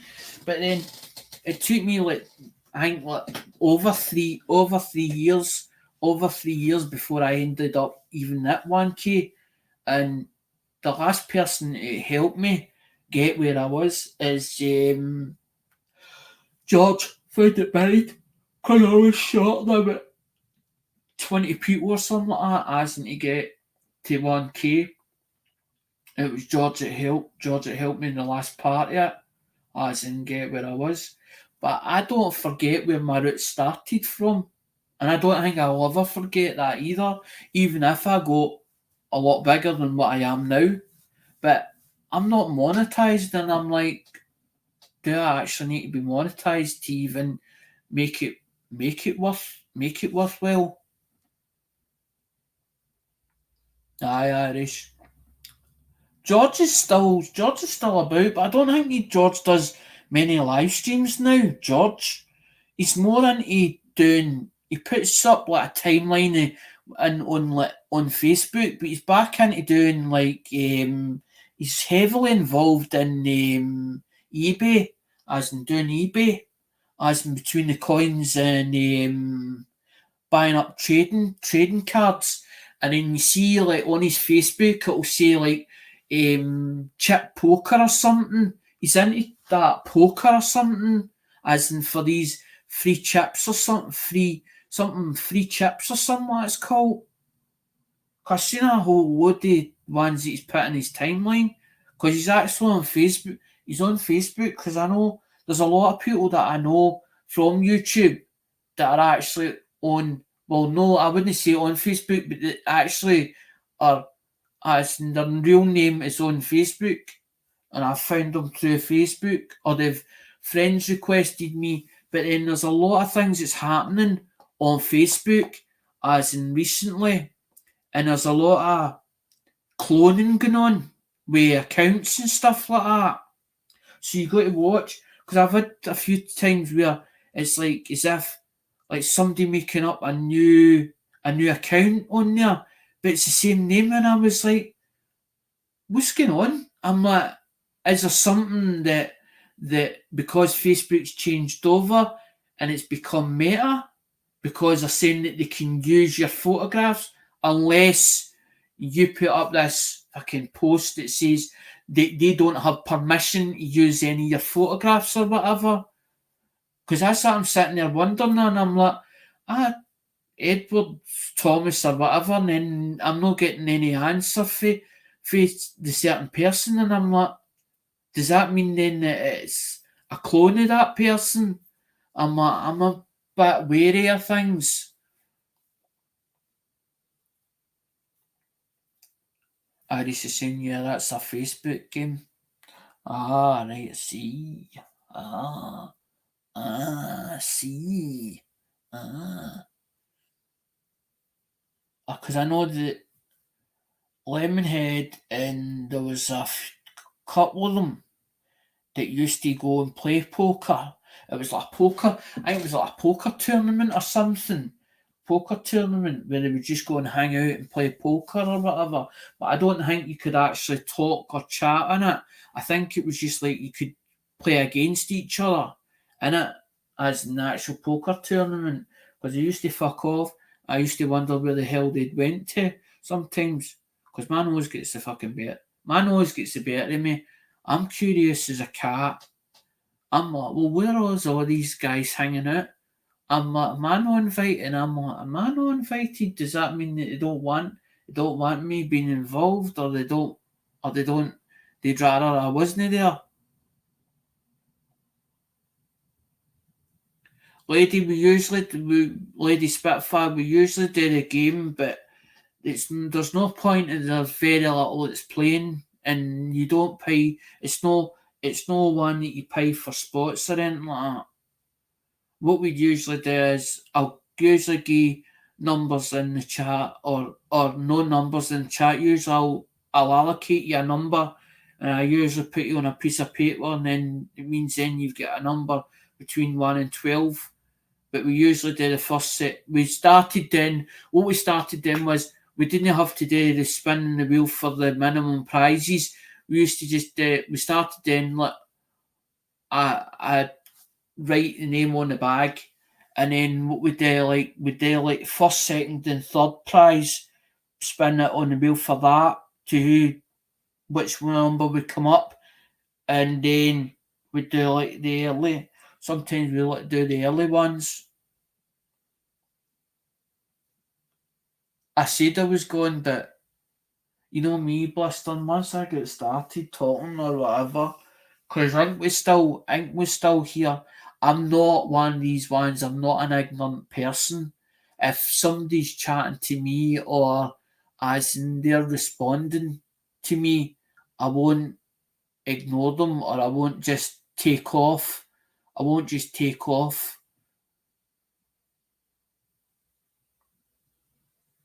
Because the whole idea is to base. I've always interacted with the chat. I've always done this. I've always interacted with the chat, because I've never been one for as in sitting there and just ignore people. I can't do that. To me, that's total ignorance. Give the person the respect, or the acknowledgement that you've actually acknowledged them being here.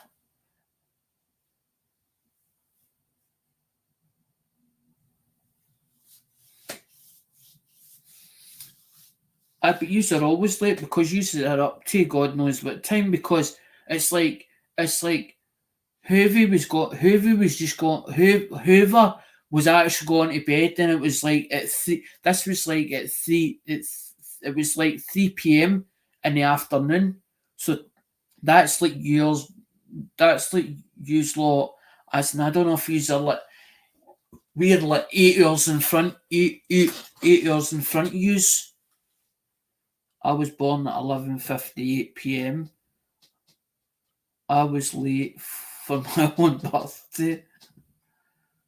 So it's like 22, it's like 10, it's 10:50, it's 10:52 or 10:53 p.m. over here. So that's night time for us. So yous are basically in near the afternoon, or yous are late morning. Late morning now. 2 minutes till midnight. See, there you go. There you go. So there, that's what I'm saying. And different time zones. There's different time zones for different areas. So the internet doesn't sleep. The internet doesn't sleep. The internet doesn't sleep. The internet doesn't sleep. Because I used to get out at night time as and sit with them with the chat room, in the chat rooms, as in talking to the Americans and all that car on over there. This is back in what, late 90s, maybe early 2000s back then. And it was Blue Yonder, it was Telewest. We had over here There was a company called Telewest Communications. I think Telewest Communications got taken over by Virgin. I think it got taken over by Virgin, but it used to be Telewest Communications, and they had a disc called Blue Yonder. You put the discs in, and you uploaded the app or whatever, and then what you do is you use dial up, and it would dial up the modem, and you'd hear it, and then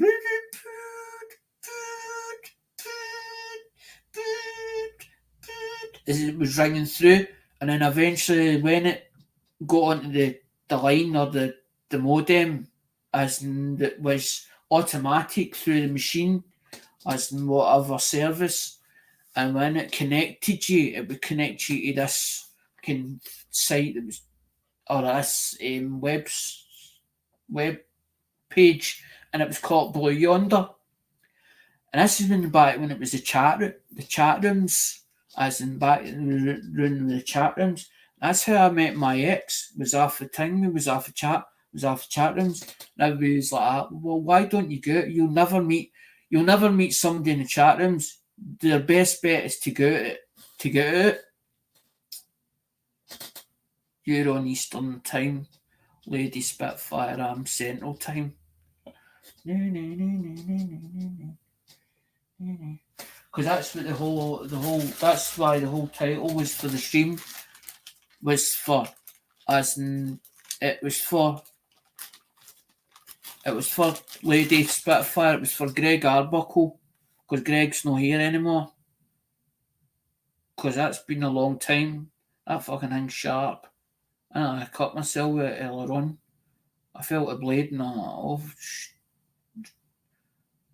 when I was holding it.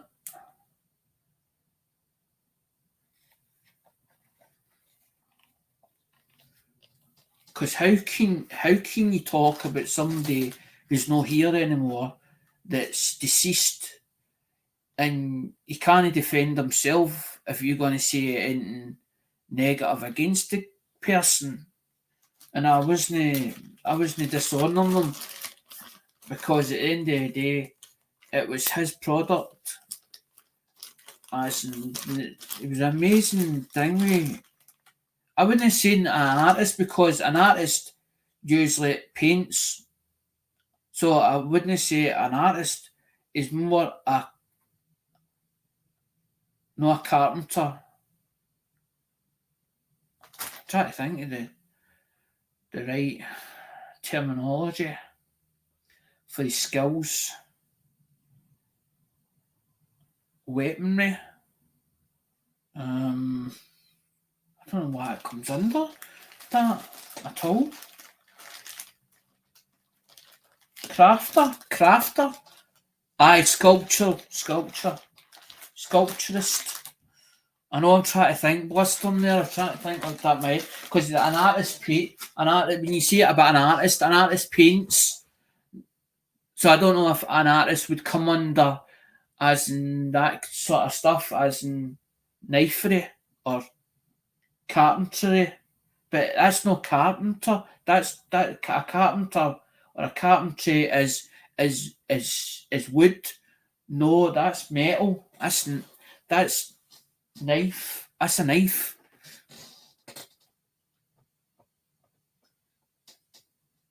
No, you could call him an artist in a certain way if you think about it. I just wanted to dedicate it because it was talking about, as in Greg, because at the end of the day, I knew the knife was there. I knew that the knife had been sent, but I just hadn't opened the parcel because I'd left it for so long, because I just don't have the space, and I was trying to get tidied up, because the man had come over, that's what I'm saying, the daughter had come over, gave me a surprise, says to Nan, don't say nothing till I let you know that I'm either at the house or as in at the door. Don't say nothing to my dad. She turned up, knocked at the door, and she come in, because she wanted to come in and see us. I asked her to say hi, Nan, because she was up this way. and she fucking took. She went, "Aye, let's go and see the room or whatever. See the rooms." And she laughed about it. And she ran up the stairs. She ran up the stairs, and she went, "Oh my god!" She went, "What are you like?" Because I was never as bad as what I was really when I was with them, as in the kids. No, this our place was always kept tidy, always kept it to a sensible level. It might have not been as in I'm no OCD. I'm no OCD, but I like everything in its own place. And when I was with them, the place was always kept tidy at a minimum level. So it was never like untidy looking or unkempt. And when she seen the place, she just went, man, she just shook her head and she went, "What you like?" She went, "You need help." She went, "You need help. You need help." So it was a case of, well, I was getting a right ticking off by her. And I was like, imagine getting that ticking off by your own child. I'm like that with head down like that. And I just took it. I just took it full way, took it off her. And then I thought about it and I thought, well, what if she decides that she wants to come back? As in maybe she wants to stay over because she's now 18. She's her own person. She's allowed to, as long as she tells, she's in the unit, as in down at Cambuslang or wherever she is at the moment, as in the unit.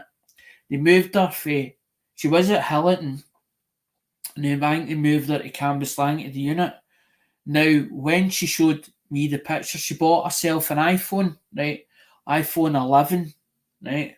So she's obviously, I don't know, the way fucking gets things or whatever. She's got a piece of anybody's door, my oldest one. Quite pleasant and well mannered and all the rest. P's and Q's, perfect. Um, Amazing kid, totally amazing. Aye, but when she showed me the pictures of her room, as in her actual room itself at the unit, it was fucking immaculate, immaculate. And when she looked at the rooms, she just went like that. She went like that. She went. I don't know if she was like, "Well, I'm staying here," as in, but then I thought about it and I thought, well, what if she wants to stay overnight? And I'm like, I need to get this place organised and start sorting it. And that's how I was like, well, and then I just, all of a sudden, I don't know what made me, passed the thing, went to the toilet, came back for the toilet, and went, what will I call this stream tonight? Or this stream, as in this Saturday? And I went, I wonder what I've got. And maybe it's new-ish that I can pull out the bag instead of going through the old stuff and pulling it up and go, I've fucking seen that already. So I went and I pulled it back. And as looking, I'm looking down and I goes, nah, I don't think a box. And then I looked up and I went, that packet up there, that's the packet it originally came in. So that packet there was like bulging like that. So I'm like, right, that one there. So I went, well, I'll open it before the stream. I'll just open the tap end it. And I went like that and I put my hand in and I seen that packet. The way the packet was like that. It was like sitting at an angle like that across there, and it was like that, folded up, and it was actually taped. And as soon as I seen it as in the tape and the way it was sitting at an angle, I thought, I know what that is. And that's how I went like that. I thought, I know what I'm going to title it. I thought, as in missed but not forgotten. Very much missed but not forgotten. And that's why I went like that. But I didn't want to show it straight away because there was only ink in here, and ink turned up first of all. Ink turned up, but I went into Bradley's and I said, and ink happened to be there with the rest of some of the other crew. And as we were talking, I said to him about coming live at about 7ish. So I was about 24 minutes past 7. So I've been on since 24 minutes past 7 tonight. And I was going to do the wheel, but then when there was only 4 or 5, I thought, well, it's not really worth doing. if there's only 4 or 5 of them. As in, because I know there's 2 allocated, like David and Paul. Paul's allocated a number. I think I usually just choose his number, although that he's put money in the shipping pot fund, and the rest I usually just give a number out to. And then I thought, it's not really worth it. I thought, because there's not many as on the stream. So there's only 4 playing. So that's 4 numbers given out. Because what happens is, if the other numbers are not taken, I've got to then put them into the next one. So I've got to then do a balance to the ones that's already been taken. Like, say for instance, there's 4 being used at 4 or 5 of them being used at the ones that's number 1 to 12. I need to then read the numbers so there's always a set in there. And the last time, the reason when we stopped the game, there was packets made up anyway for 1 to 12 anyway. So I didn't really need to bother because they were already done. They were already done basically. But I haven't been doing them because I've been that busy with dead phones. I was just trying to organise stuff, trying to get stuff charged up and all that, Karen. To get stuff ready for behind me eventually go on eBay. Because I'm like, well, the phones need to go on eBay, that's the next thing that needs to be done. Because I said to Mum, well, if you're going away, as you're not here Saturday and Sunday, I can get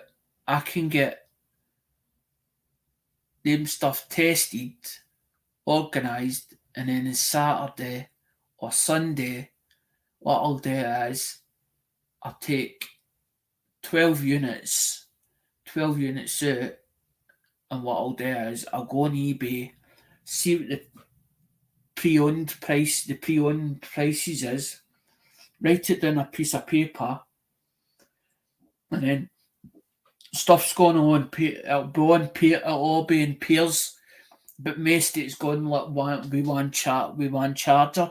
So it means then that you've got a charger for the phone. The 2 phones are the same. Well, the 2 phones are not the same. They're different, but they're like been put in like big pin for like the big pin that Nokia had originally. They're put in like big pin, and then if they're been wee pin, there's ones with wee pins.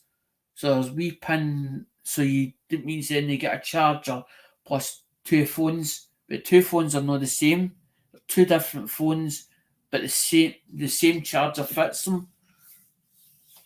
So I'm like, right, that's them. They'll get for powered up or whatever.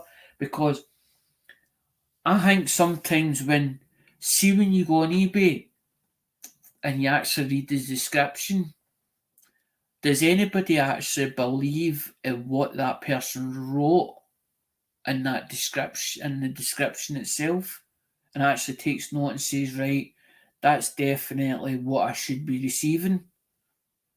That's what I'm starting to wonder. If some people just look at a picture, look at pictures and then think, well, that's the item in question, and then see that it's pairing up, so they believe when it says pre-owned or pre-used that they expect it is fully working. Because you're supposed, and when you go on eBay, your pictures are to view the condition of the item itself and look for any damage that's on the phone or the item itself. And the description is what you're reading and what it should be as in the item itself as described. So if that is wrongly described, then you have a reason to send that back. But I don't know if anybody actually sits and reads them actual descriptions when people put them on, and whether they think they're honest when the person has actually wrote the description itself. That's what I'm starting to wonder now in my own head itself. But I'm like, well, if you get a phone or 2 phones and you've got a charger with it, surely you would then realise, well, it powers up, but it doesn't mean to say that the phone is fully working.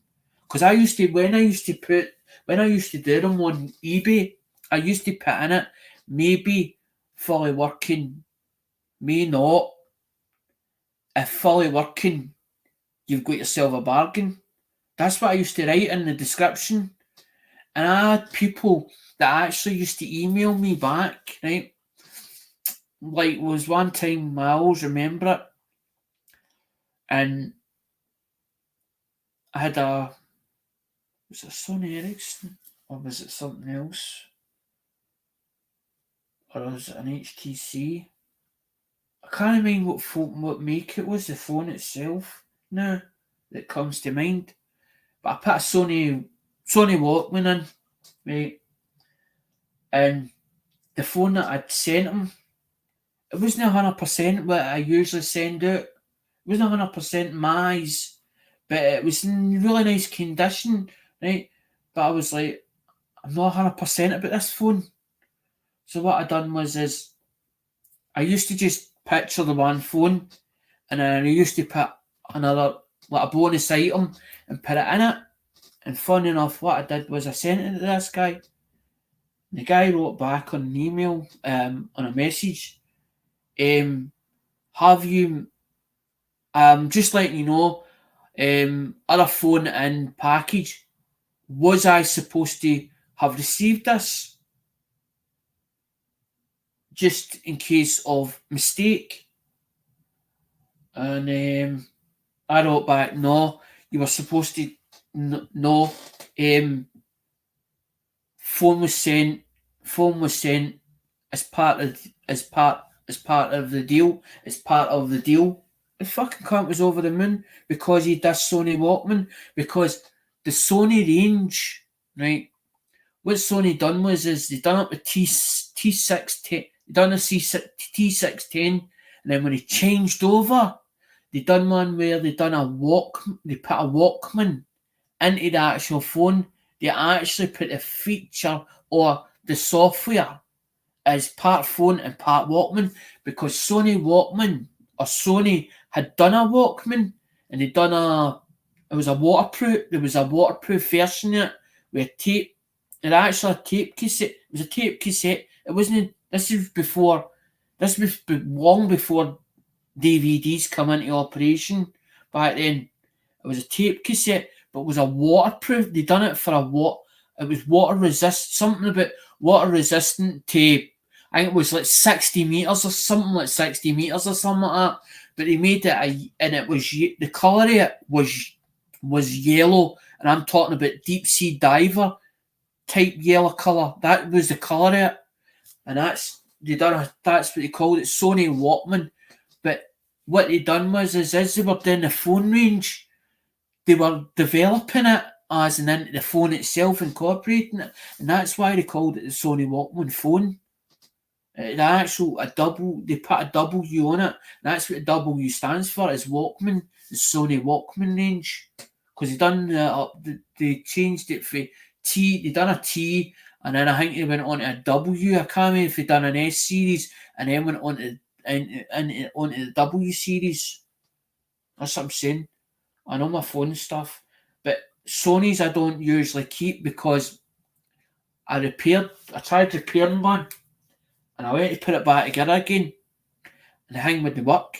And I thought, no, I'm no touching. I'm never ever going to repair another Sony Ericsson. I thought, if a Sony Ericsson comes in a job lot and it tests it, and I test it, and it's working, it'll get sold. It'll get sold like that.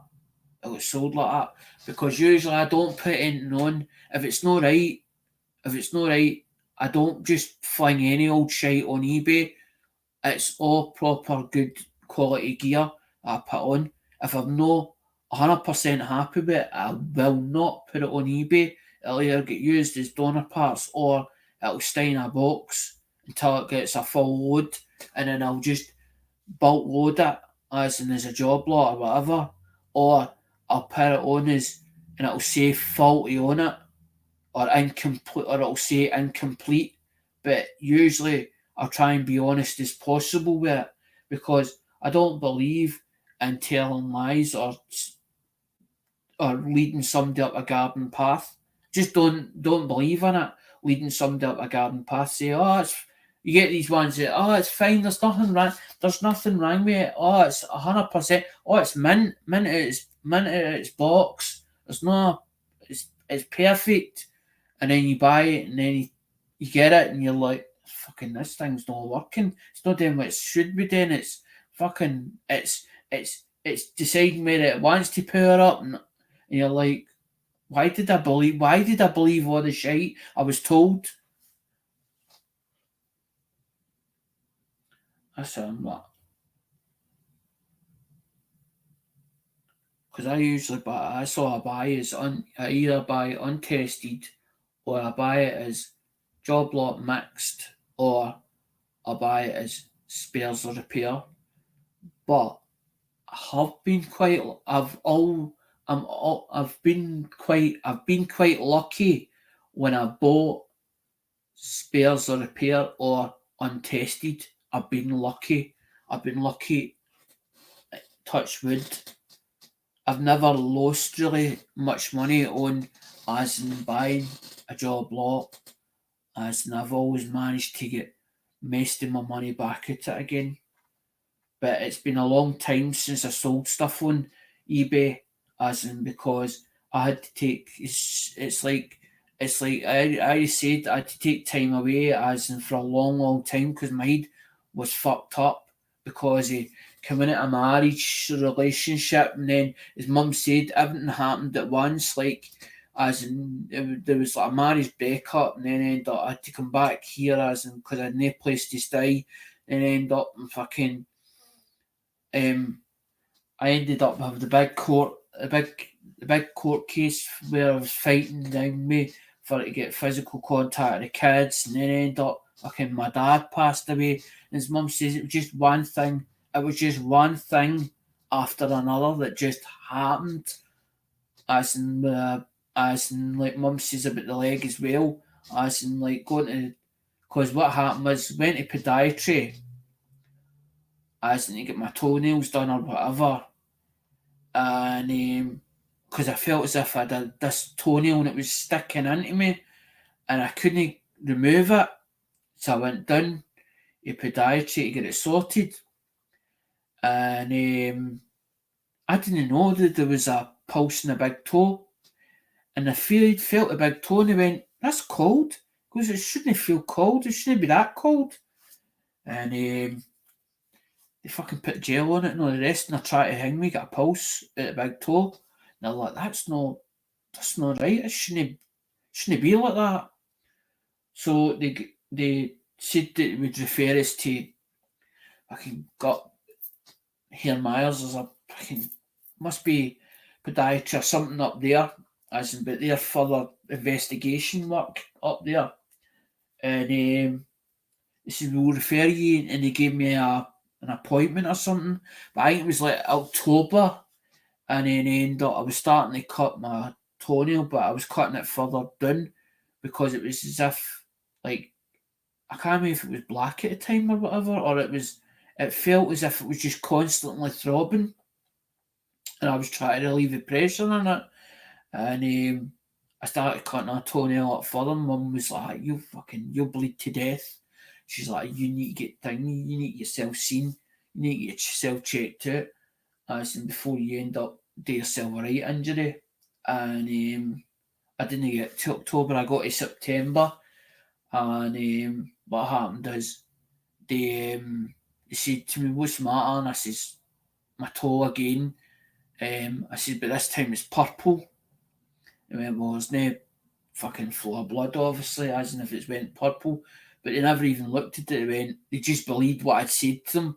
And then I was sitting in the corridor, and I says to mum, I says, I don't think I'm getting out of here. Aye, I was fucking right. Up behind me, they were waiting for a bed. I can take them up the stairs. And eventually, they did. Took the leg off. So that's why I've got the prosthetic. But I never ever show the leg for people to take pity on me.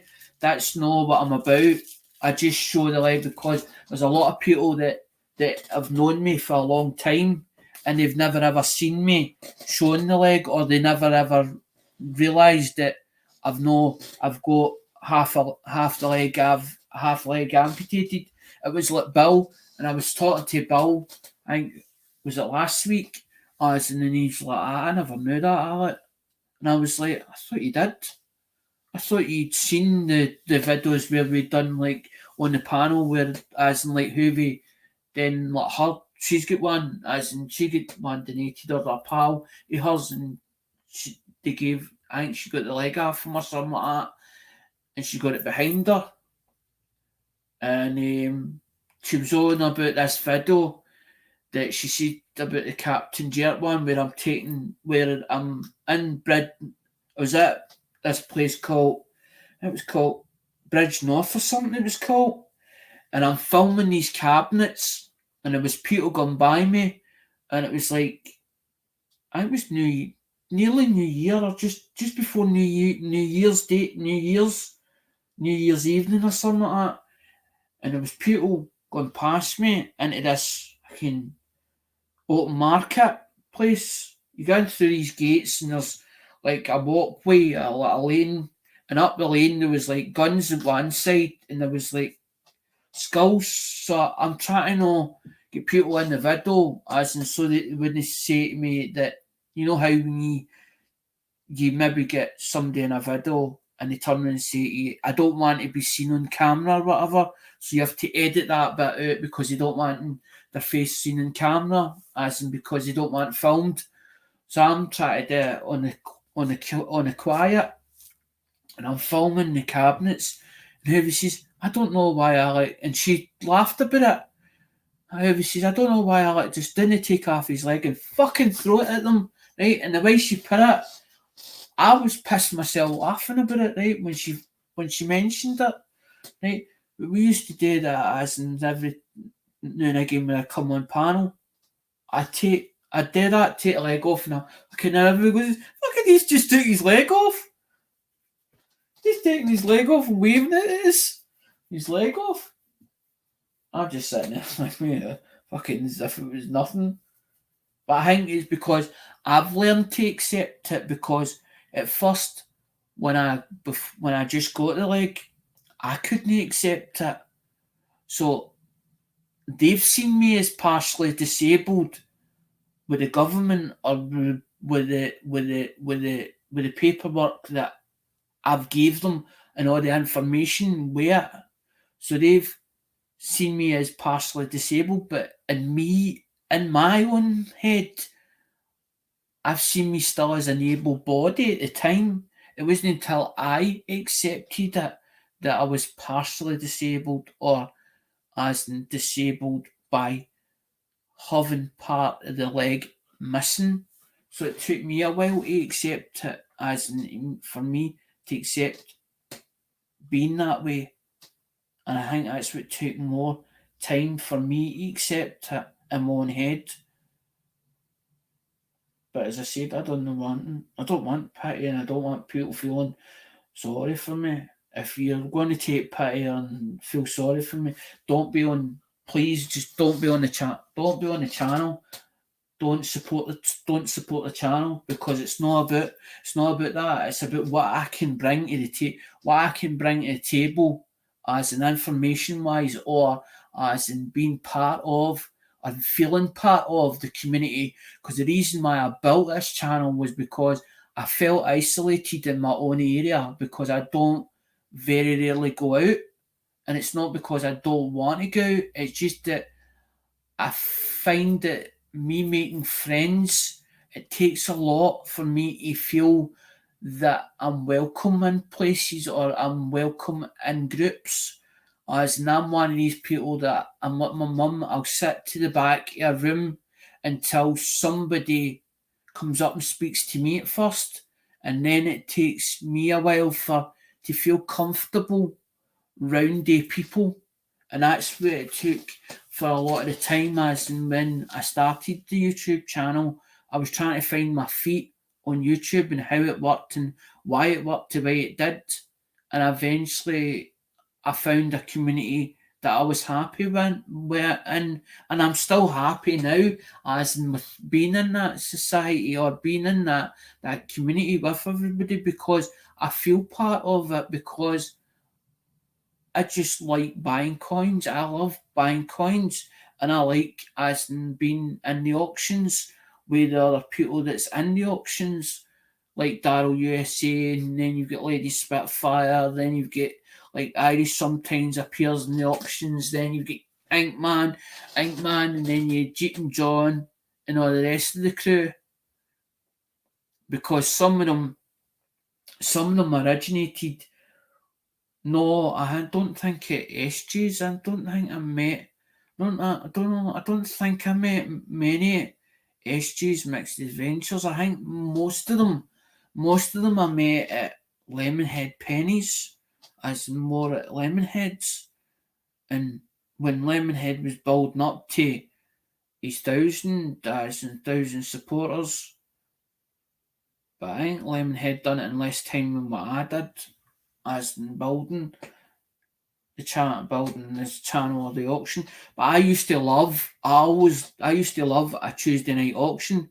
I loved a Tuesday night auction. I was always raring, buzzing for to wait, buzzing, sitting there waiting for it to happen on a Tuesday night.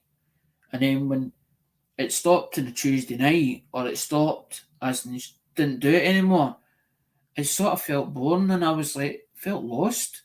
I actually felt lost as in not going to it on a Tuesday night. And that's when I realised that when Joe started doing his auctions, I started watching Joe's auctions. But I ended up, I was like, well, how do I get into his auctions? Or how do I be part of it? And it wasn't until I was in Red, which is um,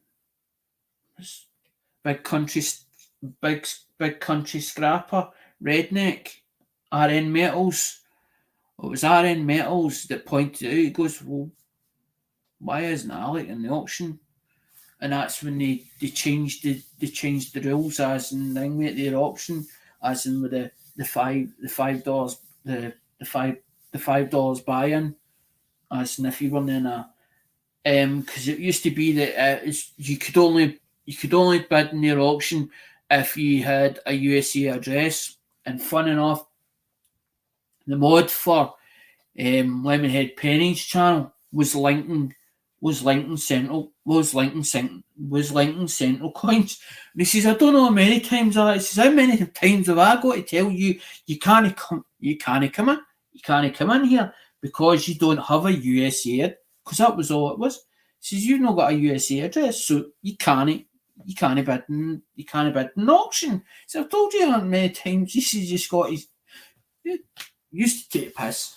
And I got used to Lincoln, and I always loved the way he was. But anyway, they eventually changed the rules of the way that things was in the Durbins, and that's when they come up with the $5 buy-in,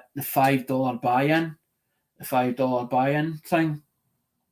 That's when it really took off, because it was a case of, well, they couldn't make it, because if they brought me into it, people would then turn around and say to Dublins, well, how come he's in it, but he's not got a USA address, but you're letting him in it and nobody else? So it would have looked like a bit of favouritism, as in the other people, not to the American side of the family, probably other people on the other sides of the world. So that's why they did the $5 buy-in. So it didn't look as if we were just taking me in and that was it. And it was a bit of favouritism. It was to make it look as if it was done properly. And that's why, because it was Craig Durbin, as in Craig's still kicking about, because I've known Craig through the Hazy Days channel. But Hazy Days was on different channels or different communities, and I knew Craig Durbin through the Small Engine Nation. That's when I first met Craig, And it was Craig in Redneck that pointed it out. Well, how come Alex not allowed in this auction? Or how come he's not in this auction? So they sort of vouched for me, as in the way I was or whatever.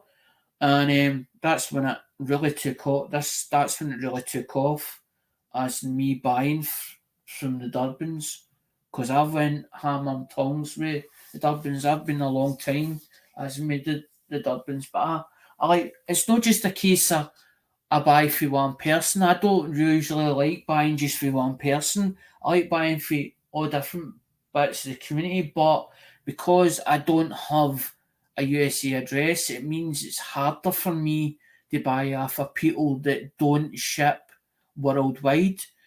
And when you do the worldwide, that's when it becomes quite expensive, as in sending it over. That's why I do like every mine. It's like every second month. Probably about every second or third month that I actually get a big box, but I pay for the shipping separately. Because what the Durbins usually do is they'll usually invoice me for what I owe them in coins, and then what will happen is once Diane's got it all boxed up and it's a full box, she'll let me know as in it's a full box, and then what she'll do is she'll just send me a separate invoice, and it'll have just shipping on its own, as in it'll say like $95. I think it's about 80. The last time I paid it, it was about 85 pound or something, £85, because it gets converted. PayPal convert it. PayPal, if I send it in British pounds, they actually convert it. PayPal converts it over to US dollars. It'll tell me from US dollars how much it's costing me in GBP, which is Great British pounds. It'll tell me, and sometimes it's like £85 and 17 pence. And I'm like, that's a fucking odd number. The last one was £123, £123 and 45 pence. I'm like, fucking round up. And I'm look because on the Friday I gets my money statement for the bank, and I'm looking at it and I'm going £123.45. Now it's saying 2 days later that I obviously they'd taken the money off me. 2 days later, I was in the bank. And I'm looking at the payment night and I'm saying the 26th of March, fucking doesn't add up. £123.45. And I'm like, what the hell's that for? And I'm thinking, my funeral planet's £55. I'm thinking, it can't be that. I think maybe they've taken 2 months off me. I'm looking at it, £123.45. Hold on a minute. That rings a bell for somewhere, but where? Where does it ring a bell? Open the PayPal account up. There it's sitting. I'm like that with a breakdown figure, and I'm like that in the archive. I'm like that, or the activity. I'm looking at the activity sheet, and I press it. It's into the Durbin invoice sheet. I looks at the bottom, and it says 123.45. Fucking there it's there. I went, that's it. I went, that's the one. That's why that's what it's for. I went, that's what it's for. When it's for product, as in for the channel, for coins, and that's where it is. That's the one. I went, that's where it was, because the Friday night I bought. It's the first time I bought only two. I think it was two items. Two. I think it was $70. $70. As in Friday there. So that's not too bad. You don't mind when it's little. When it's little amounts, but it's really fucking heavy. It's big amounts, as in like 15 or 20 items. I always get frightened with the invoice sheet. How much is the invoice sheet going to cost me by the time it gets to me? But it's only been one time where I've had to turn around and say, God, as a favour, can I put that back? And then they were like that. So I got that time when I said about putting it back, I got a warning. Don't do it. Please, will you not do that again?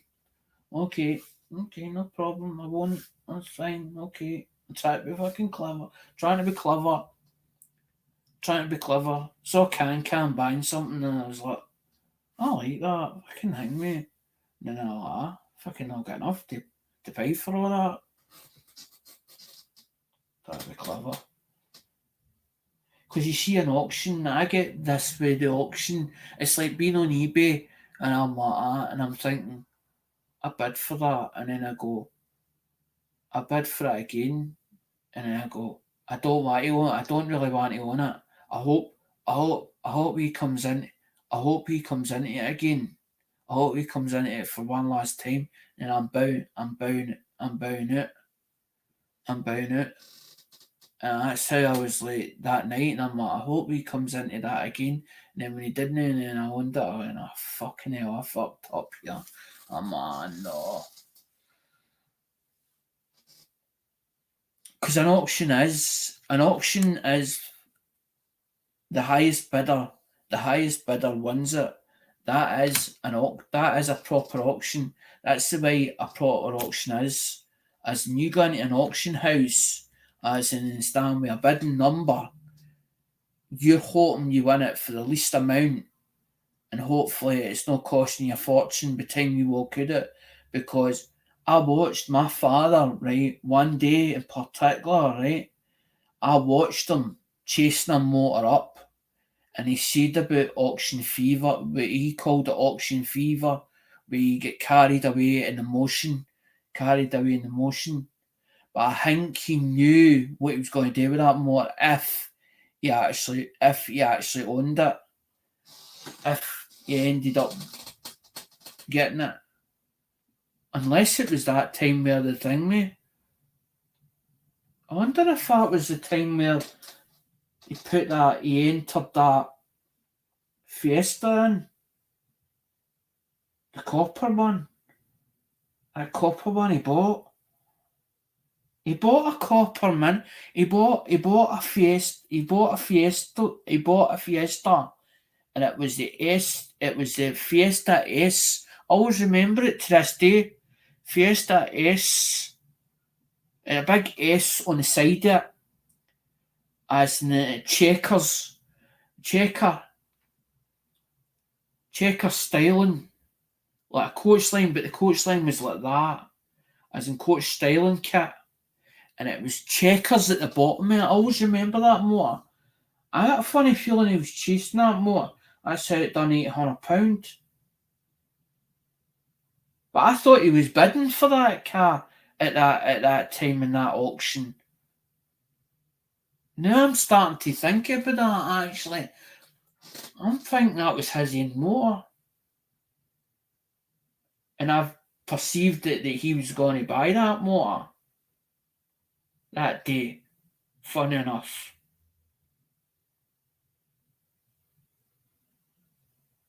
I'm takes me because it was late on. The motor went in. It was late. It was a late entry. I always remember it, and him standing there like that, just kept putting his horn up like that. I fucking watched him for the thing with the side of the door because they used to put them through.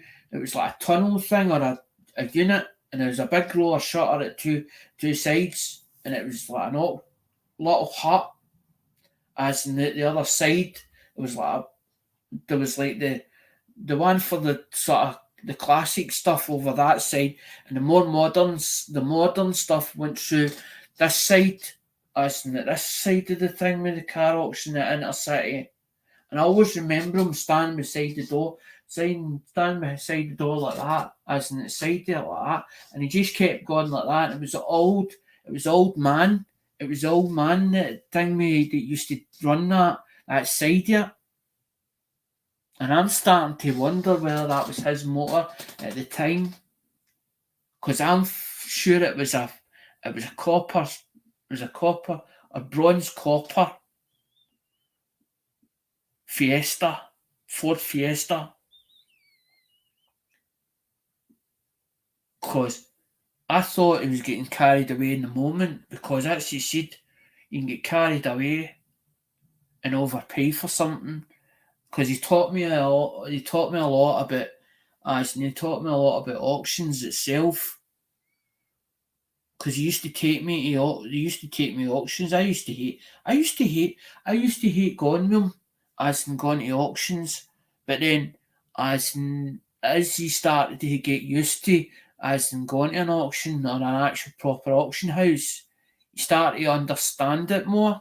And I think that's what happened as he was taking me to them, because he used to take because it was like we was staying there like nearly a full day, and he would like end up be bored at the end of the day. But I think that's what gave me a lot of knowledge, was being at going to the auctions with him at times, as in standing there watching things, as in how much money stuff was going up, as in people bidding for it to actually buy it to resell it.